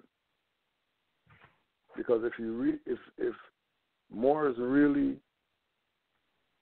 take into consideration what was done by Noble Drew Ali and by CMBey, there shouldn't be any issues with Moors and these Europeans. The only reason that there's issues between these Moors and these Europeans because Moors haven't done their job. So Europeans are doing whatever they do now. They're taking advantage of the fact that people have been ignorant. People have taken the position of not do what it is that was supposed to be done. And that stuff could be done now because there's Moors now enforcing the Constitution and these people don't have jurisdiction on them because they're enforcing the Constitution, they're enforcing their rights, they're standing on their square, and these people leaving them alone. So what is the real purpose of having this consular court? Because ain't no Europeans coming up into that. Right. Now, there's not no Europeans that these people are going to send them some paper and these Europeans are going to go to the consular court because these Moors sent them a paper. Which, again, goes back to the thing that Miz was saying, that you don't even have a Mohammedan judge to hear these people's stuff. You can't bring these muftis who's just been standing at the temple door to be the Mohammedan judge. All right. I got one more question. Go ahead, Moore. Islam. Go ahead. Question, bro. All right. You said, Brother Mr. Ram, you said that the consular court was ended in it was abolished around 1954, right? Is that correct? Yeah, it's abolished their consular jurisdiction in Morocco, right? Which we know exists on both sides of the Atlantic. Yeah. Okay. So my question is this: I'm looking at this. Is when you said when Sister Annie and all them mentioned that, and then when you just said that now, what the first thing that came to my mind was the King Alfred plan. So because it says even before 1954, when the Supreme Court of the United States of America declared unconstitutional separate educational and recreational facilities racial unrest and discord have become very nearly part of the American way of life, and then it goes on. So what do you think is the relation of this consular court being abolished in relation to this Rex 84, this King Alfred plan? Is there any relation? Is that connected to that in some way? Yeah, I'm sure it has its relations, you know what I'm saying? But you gotta understand that one side is public law, the other side is private military law. So when you talk about the Rex 84, you know, that's not really public law. It's not the law of the land. But it's good to know what their strategies are as far as, you know, what they're implementing. Like why people can't make the connection that, well, damn, why they keep shooting us down and all of this. You know, and they talk about, look, no political asylum will be obtainable. You know, certain leaders will be unseated at once, meaning like you're done. You feel me? And you see this happening. In the White House when Trump came in. Like there's so many people that has been unseated at once as soon as he came through the door. So you know what that is, but you got to understand a lot of the things Trump is doing publicly is exercising private military law publicly. Like that's what's happening. So they have it is a correlation, but in certain aspects, it does not supersede the law of the land. You understand? Trump is not an American. He says he wants to make America great again. That's his slogan. That's the mantra he's utilizing.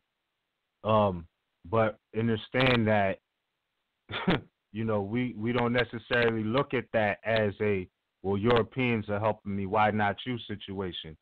Because he's speaking of it in a context that's a little different, a lot different, you know, because he's not an American. His ancestors are documented, you know, as coming from Europe, you know, like, and not in the sense of Moors of Europe or members of the Moorish Empire in Europe. Like, they're modern Europeans, you understand, who come from a poisonous, toxic, infertile land. And when I say that, you know, if you look at the history of the Caucasus Mountains, I don't mean to go too far out. Go ahead. There's more ways. Yeah, like you can get burnt by more without a fire, without the sun and being the direct cause. And I say that because there's been this report of this European who was doing some landscaping. He was doing landscaping in, I think it was Virginia. I think it was. But nonetheless, he touched this plant. They call it hogweed. Hogweed, which looks like a really pretty plant. But if you touched it, it will burn the skin. And it started burning the skin off of his face. This was in the news like 7 to 10 days ago.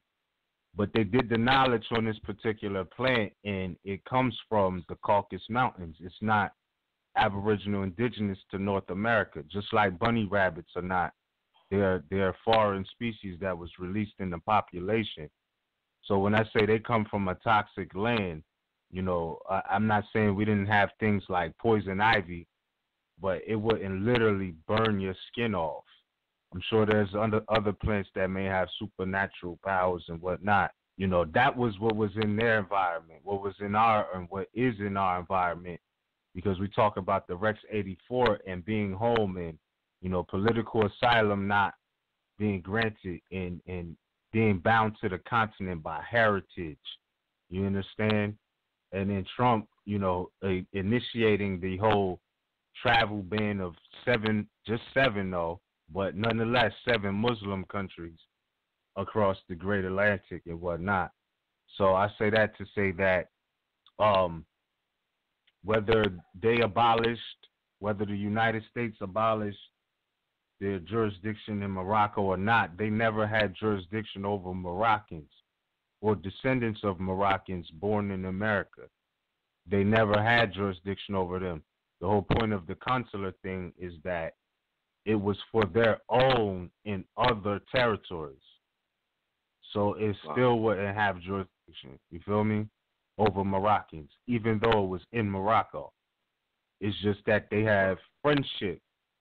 So, out of friendship, you would say, hey, look, one of your own is acting up. You need to check him. You feel what I'm saying? And, wow. They had this case. They did this stupid vandalism in our territory.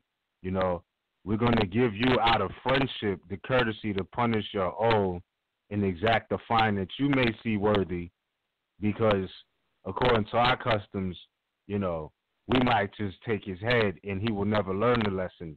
You feel me? But this is one of yours, and we're just showing you they acting up. That's the friendship.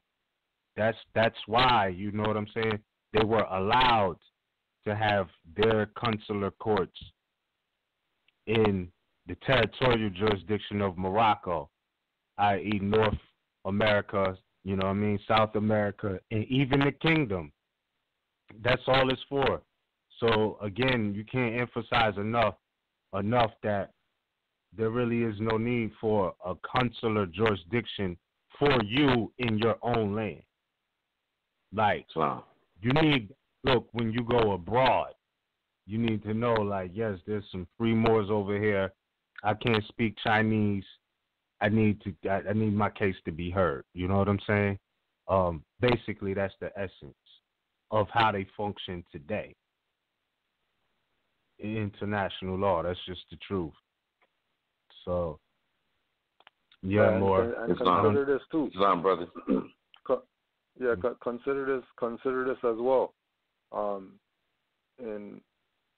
Because the consular court jurisdiction reached out to me to be in it when I'm questioning them on other jurisdictions that exist. They acknowledge those jurisdictions having powers, namely Moorish Science Temple, Moorish Holy Temple of Science, Great Seal National Association of Moorish Affairs. But their mindset is, well, those people haven't done the job properly, or those people aren't doing the work, so we have to create this new thing to get this work done because those people aren't doing the work, which let me know that they already know that there's a jurisdiction that exists that could handle those affairs. They don't need to create something new. They just need to back what's already here. Exactly. Wow. And the fact that they're taking the position of do something new, and then you have 6-month people claiming that they got some authority to be some general of something is absurd. And at the same time, using the reputation. Like the manager. No, go ahead, Moore. It's your wisdom, but at the same time, they're saying these they need to do this work, or these particular organizations didn't do the work. So why are you using their reputation then to then call in these people that you want to do the work for, allegedly? If they didn't do the work, why even use their reputation? Like, right. On your paperwork. This is on their applications. They're using RVBey Publications name and, you know what I'm saying, Great Seal, etc. But yet they didn't do the work. Come on, fam. Like, there's definitely fish grease with that. That's fish grease. You know what I'm saying? So you gotta just be alert. So a consular court really would be like an inferior court, right? Yeah, and then check this out too. Yeah, it would. But look, this is what I'm saying. Let me ask you: Do you have Henry Campbell Black's Law Dictionary, like 4th edition? No, I have a Black's Law Dictionary PDF that I downloaded from RVBey Publications. I don't know exactly what it's called. It got 1st and 2nd edition or something like that. Okay. Or was it sent? It might have been sent to me by another Moor. Don't quote me on that, but I have a Black's Law Dictionary PDF, 1st and 2nd edition. And I've been looking up that console word, and I wasn't able to find it. Yeah. So But look, on page 425 of the 4th edition, if you ever get your hands on it, it gives you the definition of court international law. And this is what we're trying to get Moors to understand, is that with a nationality, you have the remedies within your nation, because now you're understanding, hold on, you know, that we and the Europeans don't share the same nationality. That makes our relationship international, point blank period, because we're talking about other nationals. So when you look at the definition of court in international law, again, it says the person and suite of the sovereign, the place where the sovereign sojourns with his regal retinue, wherever that may be, right? And that's page 425, right? Wherever that may be. That means that you could be, you know, anywhere. It could be a so-called traffic stop or whatever. Like, if you are in your proper person and you know that you're Aboriginal Indigenous without being, quote-unquote, arrogant about it. You know what I'm saying? You know that everything you do is court. Everything you do is court when it comes to them. Right. Because international law, right? So, yeah, you know, that's basically what it is, which is why for a structured hearing in a foreign territory, if you will, or if you're traveling abroad, that's where the consular courts are needed. We don't need consular courts in our own homeland, specifically if we're claiming to be, you know, Moors and the Aboriginal people of America. We know that that's wherever the sovereign is at. And we've been many places, and it hasn't been a bunch of decrees. So what I'm saying is that, you know, I think it goes back to structuring or making a surface appearance for this abdication of our true political, national, international, and not sovereign citizen, but sovereign authority. You feel me? And if anybody is acting like that word is terroristic word, no, it's not. You know what I'm saying? So we need to, you know what I'm saying, strap on the boots and enforce the law as we were on the course of doing, right? Which is where the remedy is at, because even in law you have extrajudicial remedies, meaning that you don't always have to go to court to get remedy. Look at the sister. You know what I'm saying? She has liens on them, whereas, look, you play with me, this is going to stick. You know what I mean? You're not going to have the resources to mess with me or think twice about it. That's extrajudicial. That's extrajudicial because they can't do anything. You know what I'm saying? So we have to understand there is many aspects in law where remedy is there, and have to rid the mind state of, well, our remedy is always going to come through the European. That's not true. We can give ourselves remedy. We can exercise remedy. Or that the remedy is going to come through a court. Yeah, exactly. That's what I'm saying. Exactly, bro. It's not necessarily like that, really, because we know Moors right now that, you know, for example, with right to travel, they don't got no issues when they get stopped.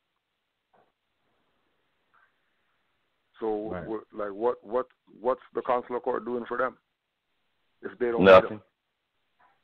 All right.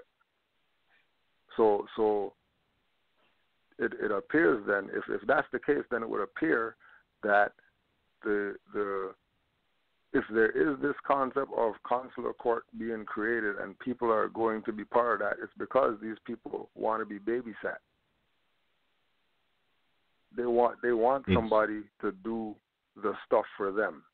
They don't want to go study and figure this thing out for themselves. They want to go sit under somebody. They want to be able to, you know, go do whatever BS that they can out there, and then call the consular general, and then the consular general is going to come and bail them out or save the day, or what, save the day or whatever. When they probably shouldn't have been doing what they were doing in the first place, even to be calling these people to assist them. You know, like if like we were saying, if the concept was any more is going to Africa, consular court over there for if anything happens over there, that you could go to the consular court. All right, we get that. That makes more sense to me. Right. If consular court is supposed to be in a foreign is supposed to be in foreign land, like, then yeah, that makes sense. Boy, you going to Australia? We got a consular court over there.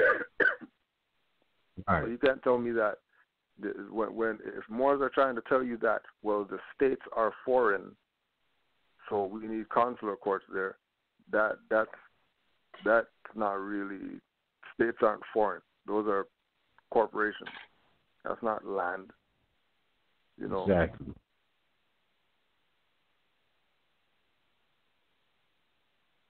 Islam, more y'all answer again, well. It's not like I know that people are eager to do things and get things done because, you know, everybody has this superiority complex that they're the man, that they're the ones that's going to save the day for the Moors. But really, that's up to the individual to save themselves. Drew Ali even told them that. Right. Take this stuff, save yourself with it. Right. If an individual is not trying to save themselves, they want somebody to save them, then they're probably not going to be saved, more than likely. Right. Right. They better not hold their breath. You know what I mean? Right. Right. You know, it's just like you know, if the jurisdiction of the consular court has a consular general, and then I go check everybody, consular general of Israel, consular general of India, consular general of Pakistan, consular general of whatever, and none of them have a co-consulate general seat, I'm questioning certain things. Right. Because how come they don't have a co-consular general? Like, why is this new thing created? Is the only thing as far as consulates are concerned? How come that's the only thing that has a dual seat for the consular general? And then if it's a dual seat because that individual is in training to be a consular general, they don't need to have a anything. They should be consular general in training and have no authority to make any decisions because they're not qualified.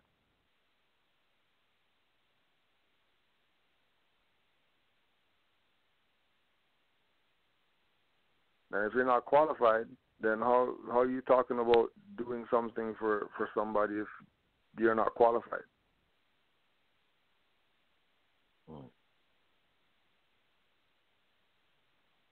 Which again is going back to the idea of people want to be the man without paying their dues.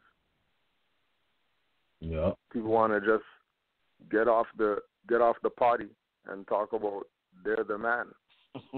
Right. You just use the potty. What the hell are you talking about? You're the man of something.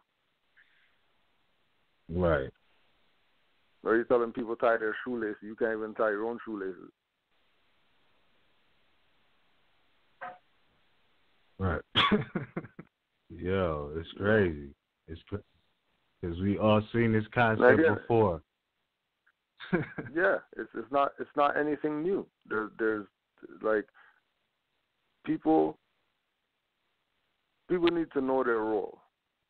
That's really what it comes down to.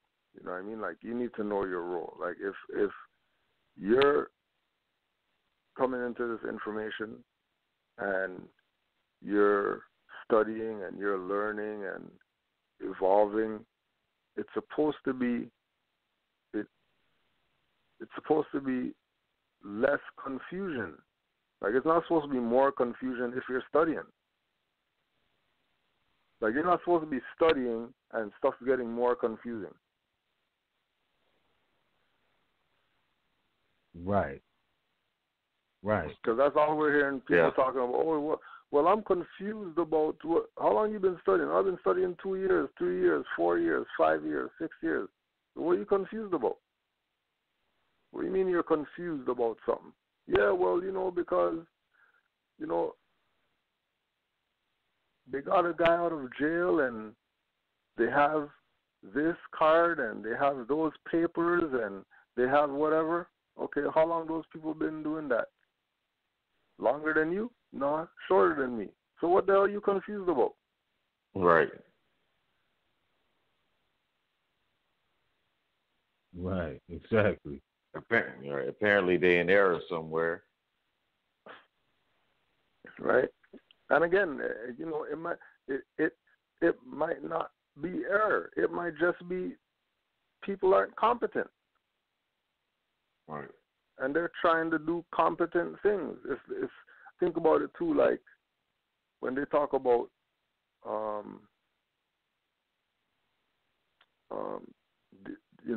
they're gonna have a consular court so they can regulate these Europeans or whatever. As soon as that European comes into that consular court, guess what his argument is? Diversity of citizenship. You think they got a case?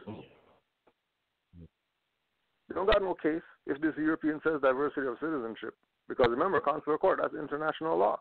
International law says if it's diversity of citizenship, stuff getting dismissed because it's diversity. And you can't bring, and again, you can't bring somebody into the jurisdiction if you don't have treaties.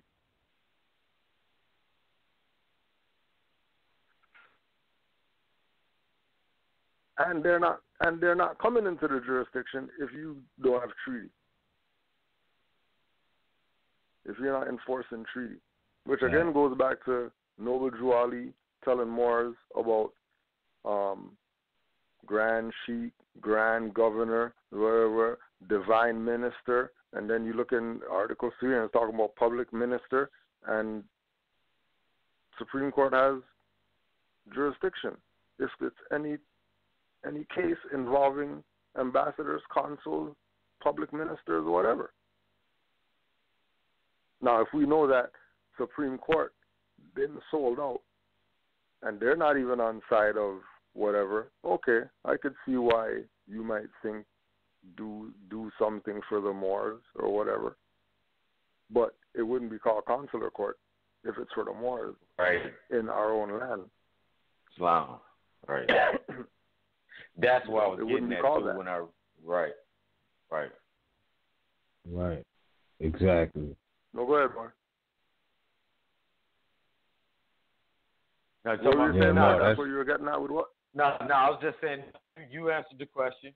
Yeah, because there was some, I was taking in consideration of how the Supreme Court has been corrupted and a lot of talk about that, and so I was thinking in relation to all the violations that's going on with Moors, I was thinking that maybe there was something possibly that needs to be put in place. And that's why I said it ain't necessarily got to be called consular court. You know what I mean? So you asked the question. Son. Court is study court. The word up, do the history on it. You know what I'm saying? Study all of that. Court of Assize, all of that. Literally study that and what it means in international law, and therein lies your answer. Because Noble Drew Ali said we are independent. That's what he said. He said Moors, you know what I mean, are upright, independent, and fearless. So that independence piece, gotta keep that in mind. But listen, bro, we have some more callers. We definitely want to let everybody get on the airwaves tonight. So we appreciate you. You said we answered the question, right? Yes, more peace. That's right. No more. All right. No doubt. All right. Cool. So with that being said, we thank the caller, and we're going to take the next caller. Caller 719-323 on the air, fam. Are you with us? Yes. Yes, I am. This is Brother Bakari Bottle Bay. Thank you. Oh, Big Bakari. What's going on, Moor? Yeah. I just wanted to chime in. Islam. I just wanted to, chime in and just share a couple of things. I don't have a question, and I really appreciate the broadcast this evening. And I want to just chime in on this issue, briefly. And if you would allow me, I just wanted to read a couple of things. And I think that it's very important for concepts to be obtained when you're dealing with Moorish science. And I just want to share a few things on it. For the listeners, for the sincere Moors who are listening, you really need to look at that phrase, Moorish science, because science is about learning and testing. Science is about putting things to the test to come to an ultimate conclusion.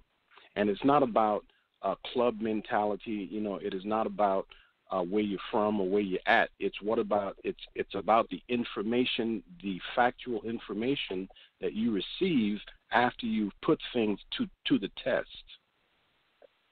And so law and birthrights is the same way.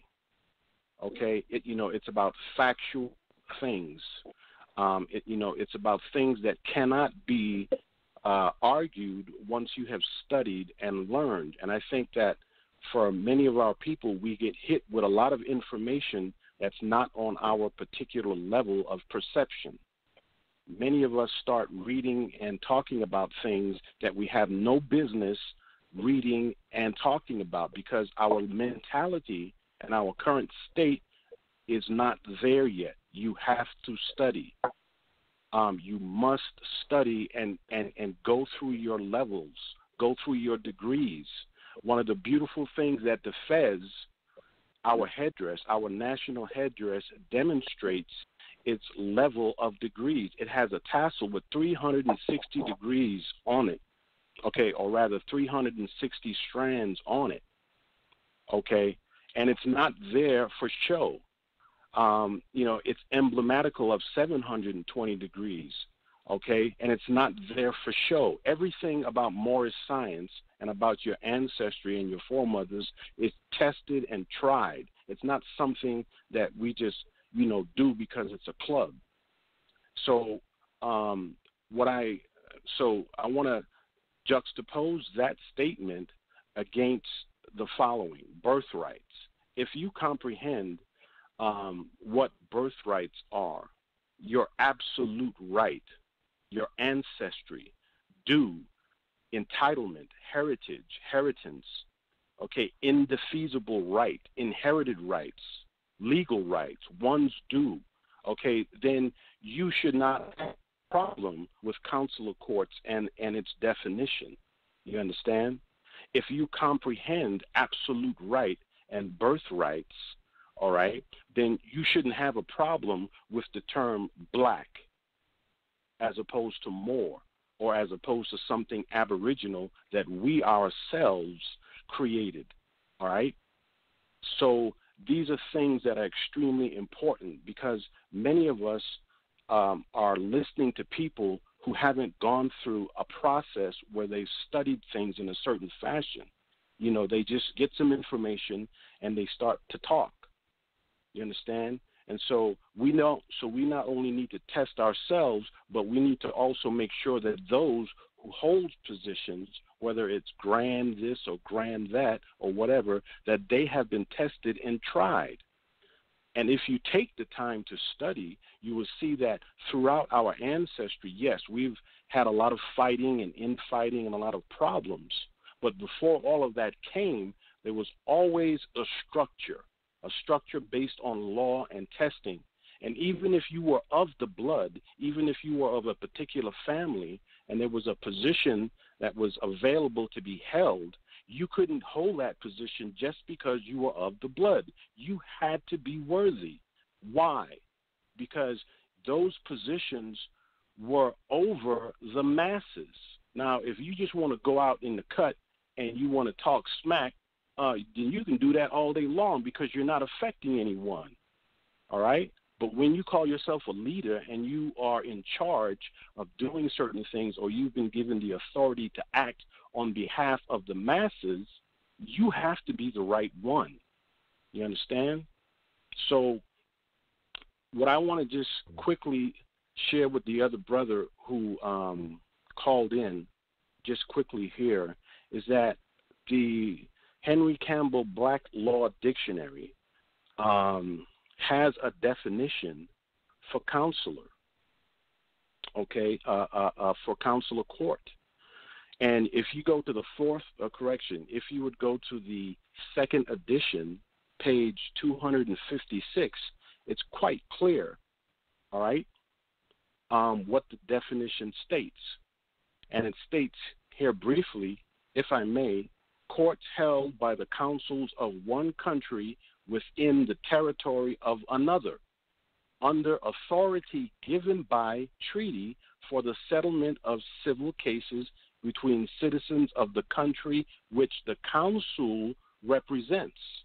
Now, there's another paragraph, a sentence, and it states, in some instances, they have also a criminal jurisdiction, but in this respect are subject to review by the courts of the home government. So if you read that and if you comprehend what it states, then who has appellate jurisdiction?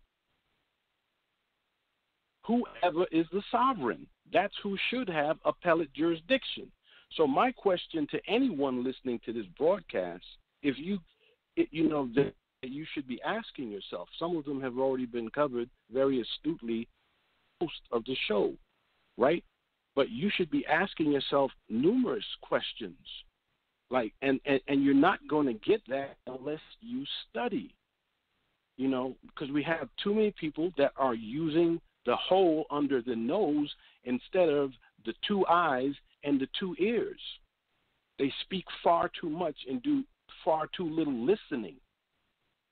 So it is extremely important, not just for you in this generation while you walk this plane, but what about those that you leave behind? What about them? You understand? And so I really appreciate the broadcast, and I appreciate the things that were disseminated about these individuals who are giving themselves all of these great titles. Well, for my knowledge of consular courts, it's an elected position that was held by others. It was generated for others, for other nations. You understand? And so how does that apply to us? It doesn't apply to us unless we are in a foreign land and we need assistance for some issue because of diversity, obviously. But also, counselors also had a different function, and that was for commercial activity. See? So now you need to look at what type of law does it apply to, because if you go to that law dictionary, you will see that there are different types of law. You don't believe me? Check it out. So there are many questions, again, that need to be asked. One of the questions that I would ask, anyone who is even thinking about having a discussion about this is what definitions have you looked at? Has anyone looked up the definition of venue? Has anyone asked the question, what venue is this so-called consular court going to be functioning under? You understand? These are some extremely important questions. What domicile is it going to be functioning? Now, studious Moors know through places like MHHS, Eyes Wide Open, or RVBey Publications, and also this platform, that there are three different types of domicile. You have a national domicile, quasi-national domicile, and a municipal domicile.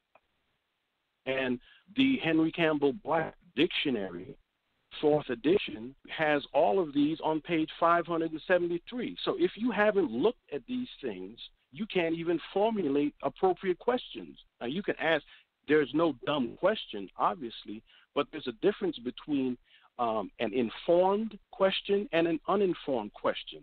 And Moors, we need to understand that and get out of our feelings, okay? Because you're not hurting only yourself, you're hurting others who look just like you, nationally and internationally.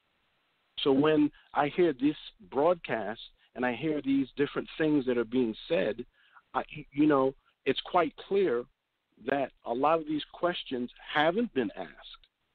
Some of them have been asked, but these are the type of questions that need to be asked. And before I hang up and before I relinquish, I just wanted to make this last statement quickly.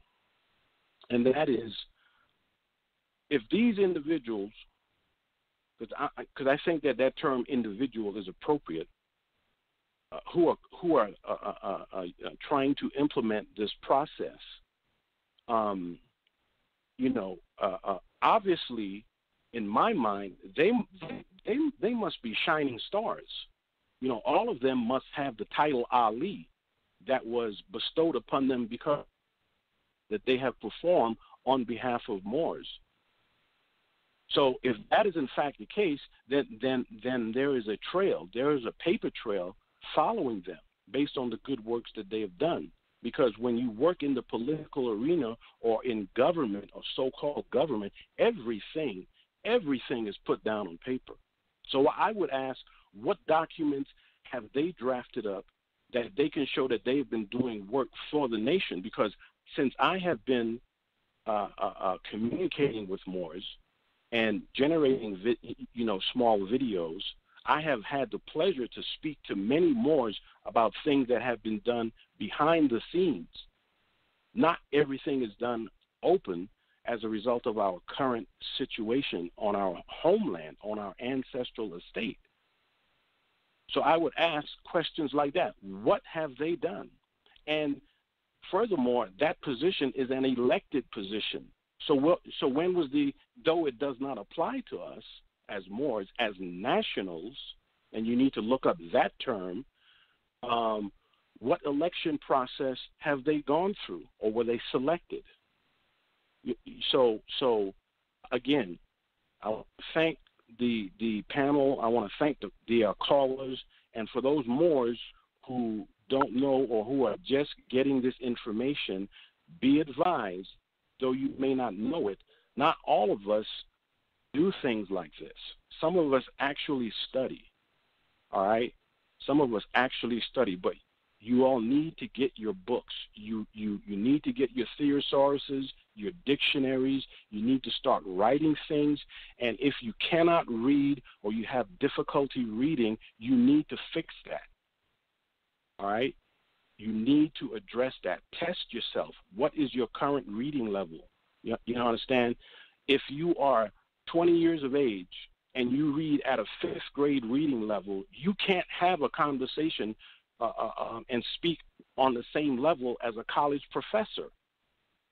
You know what I'm saying? Like, you may be a naturally intelligent person, but there are going to be some words that you may think may mean one thing when it actually doesn't. It's not that professor or that individual may be looking down his or her nose at you. It's that you don't comprehend what the heck he's saying. So you really, people need to look at these things as well when you start digesting information. Being a Moor is not just about wearing a fez and a turban and fasting. Being a Moor means you must study. You must know, okay? And I say this respectfully. Thanks again for the platform. Thanks for allowing me to speak, and honors, for dealing with this very important subject. Salam. Islam is a more. God. Indeed. Thank you for adding on. Just to add something else on too, that going back to when Bakari was mentioning about studying, one of the things that I was thinking about a few days ago was when we started our journey into this subject matter of Moorish science. RVBey publications wasn't where you went to study. You actually went there to get reference points, and then you went to the library. You would go on that site, print out whatever it is, get your highlighter, mark that paper up, and then you go to the library. And then that's where you study at. But with this electrifying age, people are taking listening as studying, watching as studying, and they end up getting more lost than if they would have just took it on themselves to go check out whatever it is. Like, I remember even if you watch something, you're watching something, you're taking notes, you have your book full of notes, and then you go to the library and you're researching everything that you took notes on. You're not just taking what was said in the lecture as that's what it is, and then you're going to go do something with what you heard at the lecture. You're doing at least a week of studying, going over stuff, you know, 5, 6, 7 different book references at one time, reading 6 books at once, so your concepts could be correct. So there has to be a studying renaissance. There has to be a going back into making sure that when people say that, oh yeah, I studied, just like what Brother Bakari said, where's your track record at? Let me see something to prove that you've been studying. Forget the claim that you're grand whoever or you're the head of some whatever. How long you been studying for? And let me see your notebooks or the notes that you took. Show me that. If I see 10 books with notes in it, okay, then I'll think that you're studying. You'll get a consideration. But if you don't have anything to show that you've been putting in the work mentally to get yourself right, then you should be really looking at these individuals who are listen and watch studiers as not to be the ones that you're chasing behind, because you're gonna get yourself in trouble, or you're gonna get played, and that's a fact. Because the lack of comprehension is detrimental to your liberation. And we know Moors, at least in Canaan land, we know Moors in Canaan land who were illiterate, that they didn't know how to read. They were at below grade 1 reading level. And because they took their time to study and to go within, now they're reading better than some of these college professors and all that. They're studying better than people who say that they're going to go get some degree for something.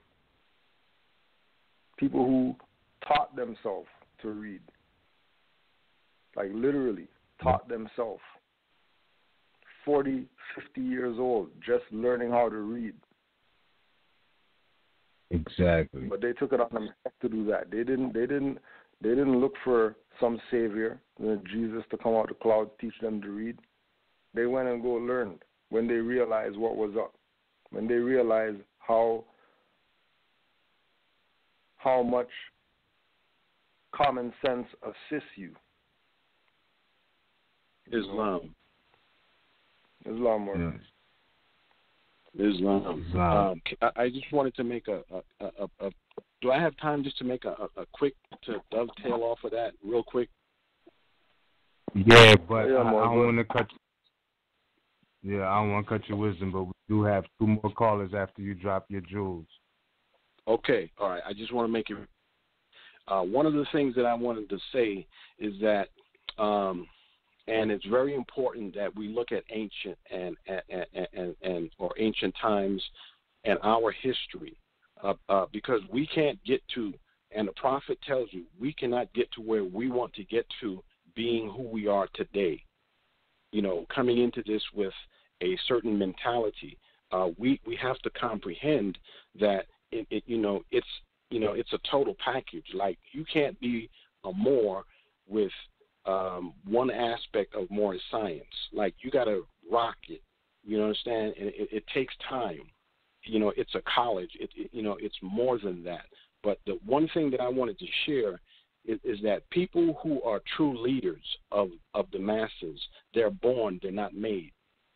They're the energies that they come into this world in are enhanced through the study and through the training and through the womb of mother.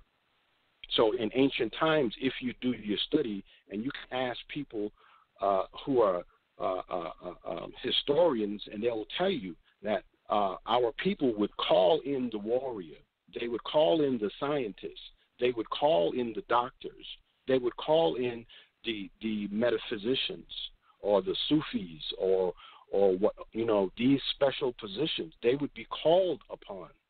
And then once the child came in to the world, then he or she would be watched to see if they're manifesting those traits. And after the 7th year is when serious training kicks in, because you're not fully conscious yet. So, grand sheiks don't come off just, and so what I'm trying to say is, you don't have to be like a bushman, for instance. Like some people that you may run into who don't have on a suit, who don't have a nice flashy car, may know a hell of a lot more than you think they know. But the most important thing is that when you are challenged or when you are asked questions, you have to be proficient. Like, you can't be stumbling. And I respectfully yield the floor. Islam. Islam, indeed. That's so true, man. That is so true. That being the case, we're going to go on to the next caller. Oh, yeah, I wanted to say this, too, real quick, bro. You was on point when you mentioned the fact that some people are 40, 50 years old teaching themselves how to read, right? But that statement goes so deep because there's been people who've been pronouncing words their whole life and realized they didn't know etymology. So still at 40, 50, they got to teach themselves how to read. Like, even if they knew how to pronounce words, if they never really knew the etymology behind it, it's still like not knowing how to read, right? So that being the case, I just want to say let's move on to the next caller. Caller 313-491. You're live on the air. You with us? No doubt. Peace, Islam to the family. I'm Low Hillman Bay, calling from Morocco, near what they call Houston, Texas. Peace to it. I wanted to give honors to the panel and give a big ups to the show. It was a great show, great listening. Some great points. Dropped some great points. I wanted to comment on the jewels that Miz was dropping about the Charlotte. If you look at the Charlotte Hornets jersey right now, they got they got an alternate jersey that says Buzz City on it, and I was doing some research maybe about 3 years ago. And I was in the Forbes, and there was some different other magazines, different articles. They were talking about how Charlotte was the one of the next booming cities as far as it coming into the black economy. quote unquote black economy. We're not black, but that's our Aboriginal indigenous, that economy. They was and that's energy. If you think about currency, that's energy. That's the current, the flow. So as you was dropping those jewels, it's about the gold. It being in Charlotte. We know those people who are studying know that gold is energy. So there's a correlation. Between the two. Like I said, I didn't know that they called Charlotte the Buzz City, like those jewels. But then you start putting pieces together, things that you already know. You say, oh man, dang, looks right in your face. They got a jersey that says Buzz City, and it ain't just because it's not just because we know, but Hornets buzz. But you dropped the jewels and said it was so much energy in the city. It was a buzz. The city had a buzz. So. That's kind of cool. That's kind of cool to put two and two together. You know what I mean? And history and right in plain sight. You know what I mean? Just to comment off of Brother Bakari, big ups to Brother Bakari for dropping that knowledge, and I think that's some very profound words that he said, and it can hit home to anyone because you gotta be. We wouldn't do anything if you're not ready for it. You don't go for a job unless you pretty much had a confidence that you can do that job. So dealing with this information, you can say it's a job, whatever, but it's not a job, it's a duty, and it's a privilege to learn this information and to exercise this our heritage, because it's I know for me firsthand, once I starting to learn it and starting to apply, it's not even learning it, it's just remembering, man, because it's starting to apply with my blood. It's starting to make me mess with my DNA and change. I'm just changing who I am, who I think, how you wake up in the morning, and how you go about your everyday life. And when you start to know and become who you are, and the more and more knowledge that you feed yourself, when you get it from anywhere in the universe, where you can learn from nature. Nature can teach you something. Like the squirrels can look at you and then walk with you a couple blocks, and I've never, you can just be like, whoa, and it can just align yourself, and you can drop a couple walnuts and they come with you every day and you can walk with you. And it's not saying that they pets, but they cool. That's how nature is. You got something to offer to the world, and the world has something to offer to you. And this knowledge has something to offer to everybody because it's our ancestors who laid it down. So big up to Brother Bakari for dropping that knowledge, and saying, hey, and I think that he's kind of challenges us to, hey, get on your grind and focus and protect yourself, because as a man, I don't want to have to go to nobody to say, hey, I need this. When you just check yourself as a man, this knowledge is out here, this information is out here, so we can apply it to ourselves, just like you apply anything. Like, yo, bro, they hiring over there. Oh, for real? You go apply that. You go apply for that application. You don't go to another man and say, hey, or apply for this job for me. So just for that, this information is just like that, and it works for us. And this is not somebody that can fire you. Can't nobody fire you from this, because once you got it, it's yours. It's in your heart, and it's in your DNA, and it's yours forever. So, but that's just with that, I just wanted to just piggyback off with the panel was already, and what Brother Bakari was already mentioning, and with that, I yield the floor. Peace, Moor. Thank you for doing the camelback with that. We appreciate that. And we'll go on to our next caller. We thank everybody for listening tonight. All right, that being said, we're going to take the next caller. Caller 682-360. You're live on the air, fam. Are you with us? Yeah. Hello? Can you hear me? Please, yeah, we can hear you. Already. I was this is Eric MHHS calling near what they call Texas territory. I actually had a question on the I was going to speak my piece on the consular courts, but I think Cujo had cleared that up for us. I was going to ask about the jurisdiction, about foreign jurisdiction.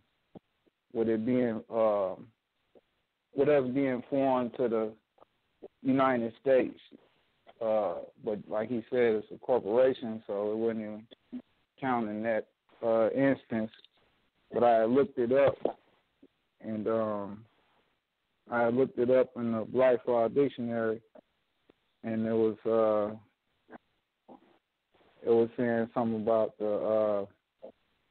an officer of the commercial character appointed by different states to watch over what is an mercantile interest of the appointing state and of its subjects in foreign countries. So right there, we're not in no foreign country like you were saying. So, we can't be. It can't be a consular court if you're not in a foreign country. And then they say the office was continued under the empire. Oh no, hold on, went down too much. Of the subjects in foreign countries, there are usually a number of consuls in every maritime country. So right there, we're dealing with maritime law, and they are usually subject to a chief consul, which means everybody is subject to a chief consul, which means that you're not handling your own affairs if you're subject to another chief consul. But the thing that I'm battling with is, I came studying under, a group of people. I don't like slandering, so I ain't gonna put no names out there. But I came studying under a group of people, and to my knowledge, I feel like that the group of people is well experienced, so it's kind of confusing, but at the same time, I understand that people make mistakes. So, I just hold my peace on that, and I hope that it's good intentions. And if it's not, then we present the facts and let it marinate. And you do your own study, and we let that marinate. But as far as all the slander and all the slander and all the back and forth, is really causing confusion for the new people.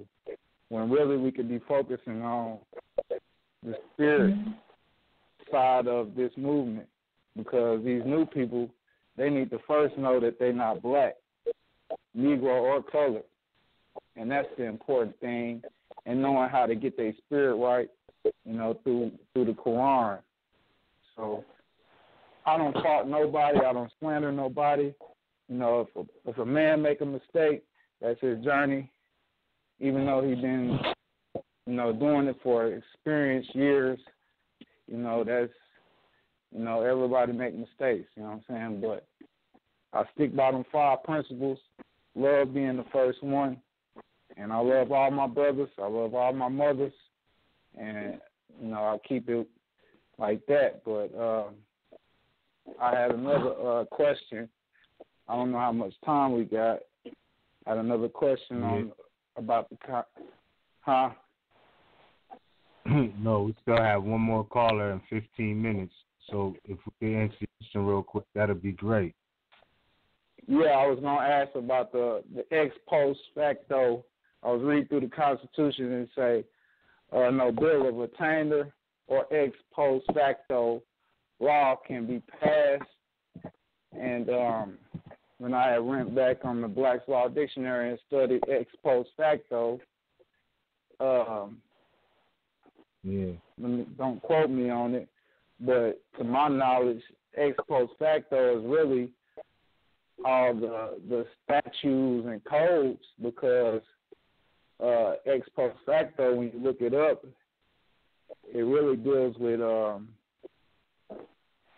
crime that's committed after a crime, like I wish I had it pulled up. It's really dealing with. Ex post facto, like after.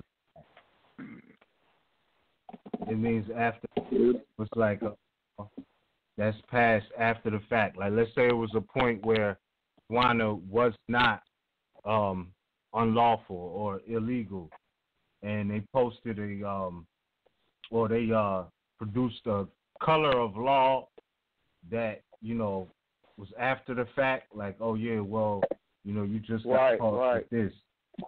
You know, it can be ex post facto. It either is or it isn't. So for the record, we're just going to read the definition and we're going to take the next caller. Ex post facto, after the fact, by any act or fact occurring after some previous act or fact and relating thereto, by subsequent matter, the opposite of ab initio. And we know ab initio is from the beginning. From the beginning, it should be the Constitution. Right. Exactly, the Constitution, right. So the right to bear arms, anything banning that is ex post facto, because it's already laid out in the law.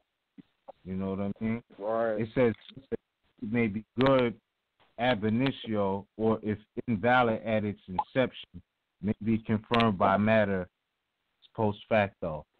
So I'll say look into that, and please, bro, definitely let's continue that conversation. We're on every Tuesday at 9:30 p.m. and you know this Sunday I'm pretty sure Cujo, if I'm not mistaken, every Sunday usually. But there's a live class online on Sundays 1 p.m. on Canaan Land Moor's YouTube page, so you might be able to post your question. You know. Okay. Cool. But cool. Then we're going to let our next caller get their question in before they have to wait or maybe forget. All right, peace, Moor. One step. Mufar, brethren. All right, so caller 347. You like oh no, don't make it out like I did a lot of crazy out of control. On something else. So I mean, let's see. Peace, caller 682-360. Still there? Yeah. I had one statement before I went. I was watching a movie called Roman J. Israel with Denzel Washington. You ever heard of that? Yeah. Cujo, is that one where he was in the picture? Noble Jolly in the picture? Noble Jolly was in the picture on the fridge, man. It was crazy because I felt like, you know, there was kind of giving some keys in there, you know, as far as the when he built all his evidence and he kept his evidence for the class action suit. Right. They took it to the district court, and I was saying like, well, if we can keep all our evidence and take it to the district court, then, you know, that might be a remedy instead of the consular courts. You know what I'm saying? So there's no statute of limitation. So therefore, if you always keeping all your evidence, you recording all the time, and you keeping all your documents, and you keeping all your evidence, then maybe one day, you know, in the future, we can go to one of these district courts or something and file a class action suit. But it was just funny how they had that picture of Noble Jolly on the fridge. I was like, man, that's crazy. But yeah, that was. It doesn't get any further than that. Yeah. You know, how much more do they want? Like that's their boy. You know what I mean? They know Denzel. Yeah. You know, and for that character who's, you know, a lawman, to have a picture of Noble Drew Ali on the fridge, no Elijah Muhammad, no Garvey, no, you know what I mean, Kwame Ture, no Asada Shakur, none of that. Drew Ali on the fridge? Man. Like, what more needs to be said? You know? What more? It was so quick, though. Yeah, but again, it was so quick, but more saw it. Who had to see it saw it. You know, just like in Black Panther, the Moor with the Fez. That was quick. People even missed that. Right. You know, that there's Moors in Wakanda. Who knew? Wow. Right. But so do y'all think that like one day we can all file a class action suit? Like is that a possibility? Well, I mean, like I always tell Moors like this, like the fact that we violated by adopting these slave brands, we probably need to sue ourselves first before we start suing people. For real though. Right. Because we're in supreme violation, denying the Prophet, denying Allah, denying astrology, denying everything. Still today, people doing that, denying this, denying their birthright, denying Moors. Right. You know what I mean? And like you said, like, yeah, it's something that can be done, but I would look at it more like the class action is going to be done by Moors in that jurisdiction. So the Moors in whatever jurisdiction, they got their class action going on. Canaan land Moors got their class action going on.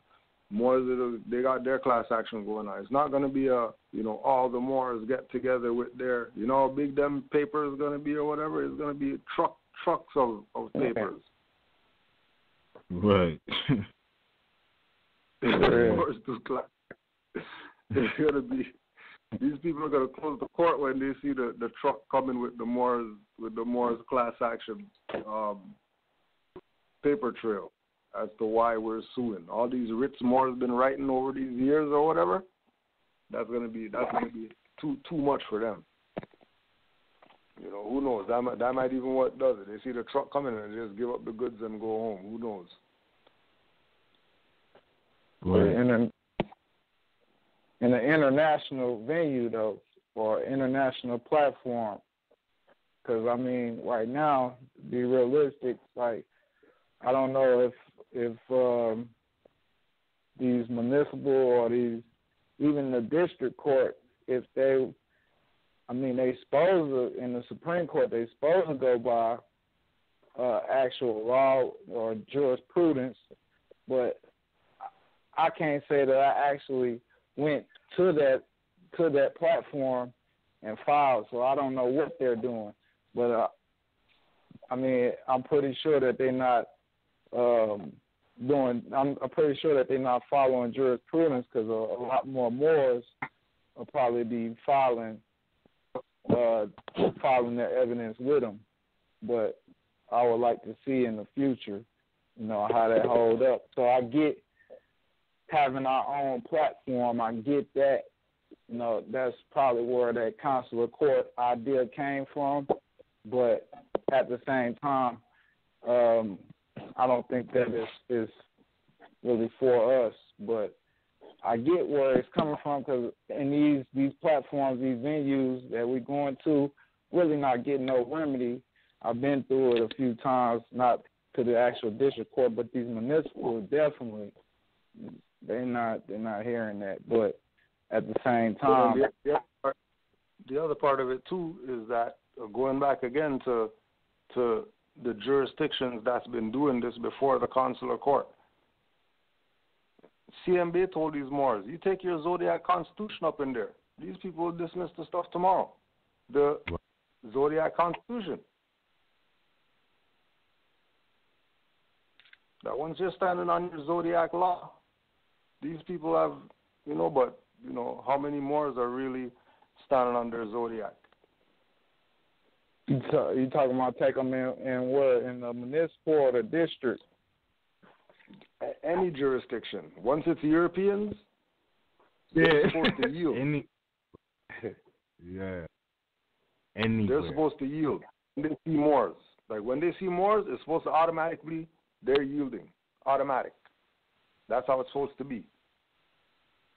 You know what I mean? But you know, you had the people that came and did whatever and stagnated the activity, the civic-minded constitutional activity. So, you know, we kept falling back, and you know we're getting back on it now. But then you know, here comes confusion again, getting people away from constitutional enforcement. Yeah. All right. That Constitution is powerful, man. We got to start there, too, but I would say start with your spirit, too. The spirit is good, too. I've been trying to get mine back right, you know, through the Quran. There's some real tools to get your mind in check, and then you can handle the other things, and they'll fall in place. But exactly. Yeah. Exactly. So that's, I really think that, order of operations, just like bed mass. In degrees. Yep. Start with what Drew Ali gave you, and you wouldn't have any problems. You start going to all these other people before Noble Drew Ali, trust you're going to have problems. All right. Yeah. Well, yeah, that's my piece on it, man. I love all my brothers. I love all my mothers. And I love Noble Drew Ali. I love Allah. You know, I'm going to keep going in my journey. And I hope that we can all unite, like I said, chapter 25, and stop all this confusion. Because I love everybody, man. And if we stick by them 5 principles, there ain't nothing that can stop us at all. You know what I'm saying? You just got to stick by them, man. That's it. With that, you know, we have like less than a minute left for the live broadcast ends. I want to say big acknowledgement, salute to you, Cujo, for another great broadcast tonight. Indeed. Thanks for all the listeners. Big acknowledgement, RVBey Publications.com, Canaan Land Moors, MHHS, Eyes Wide Open, and also acknowledgement to Director Najib L, who definitely make sure this is accessible to the public. So we thank that as well. Every listener to the archive, we appreciate you for taking the time to listen and then, you know, applying the information as it fits to you know, be uplifted and be aware, be knowledgeable of certain things. So with that being said, I yield the floor more. And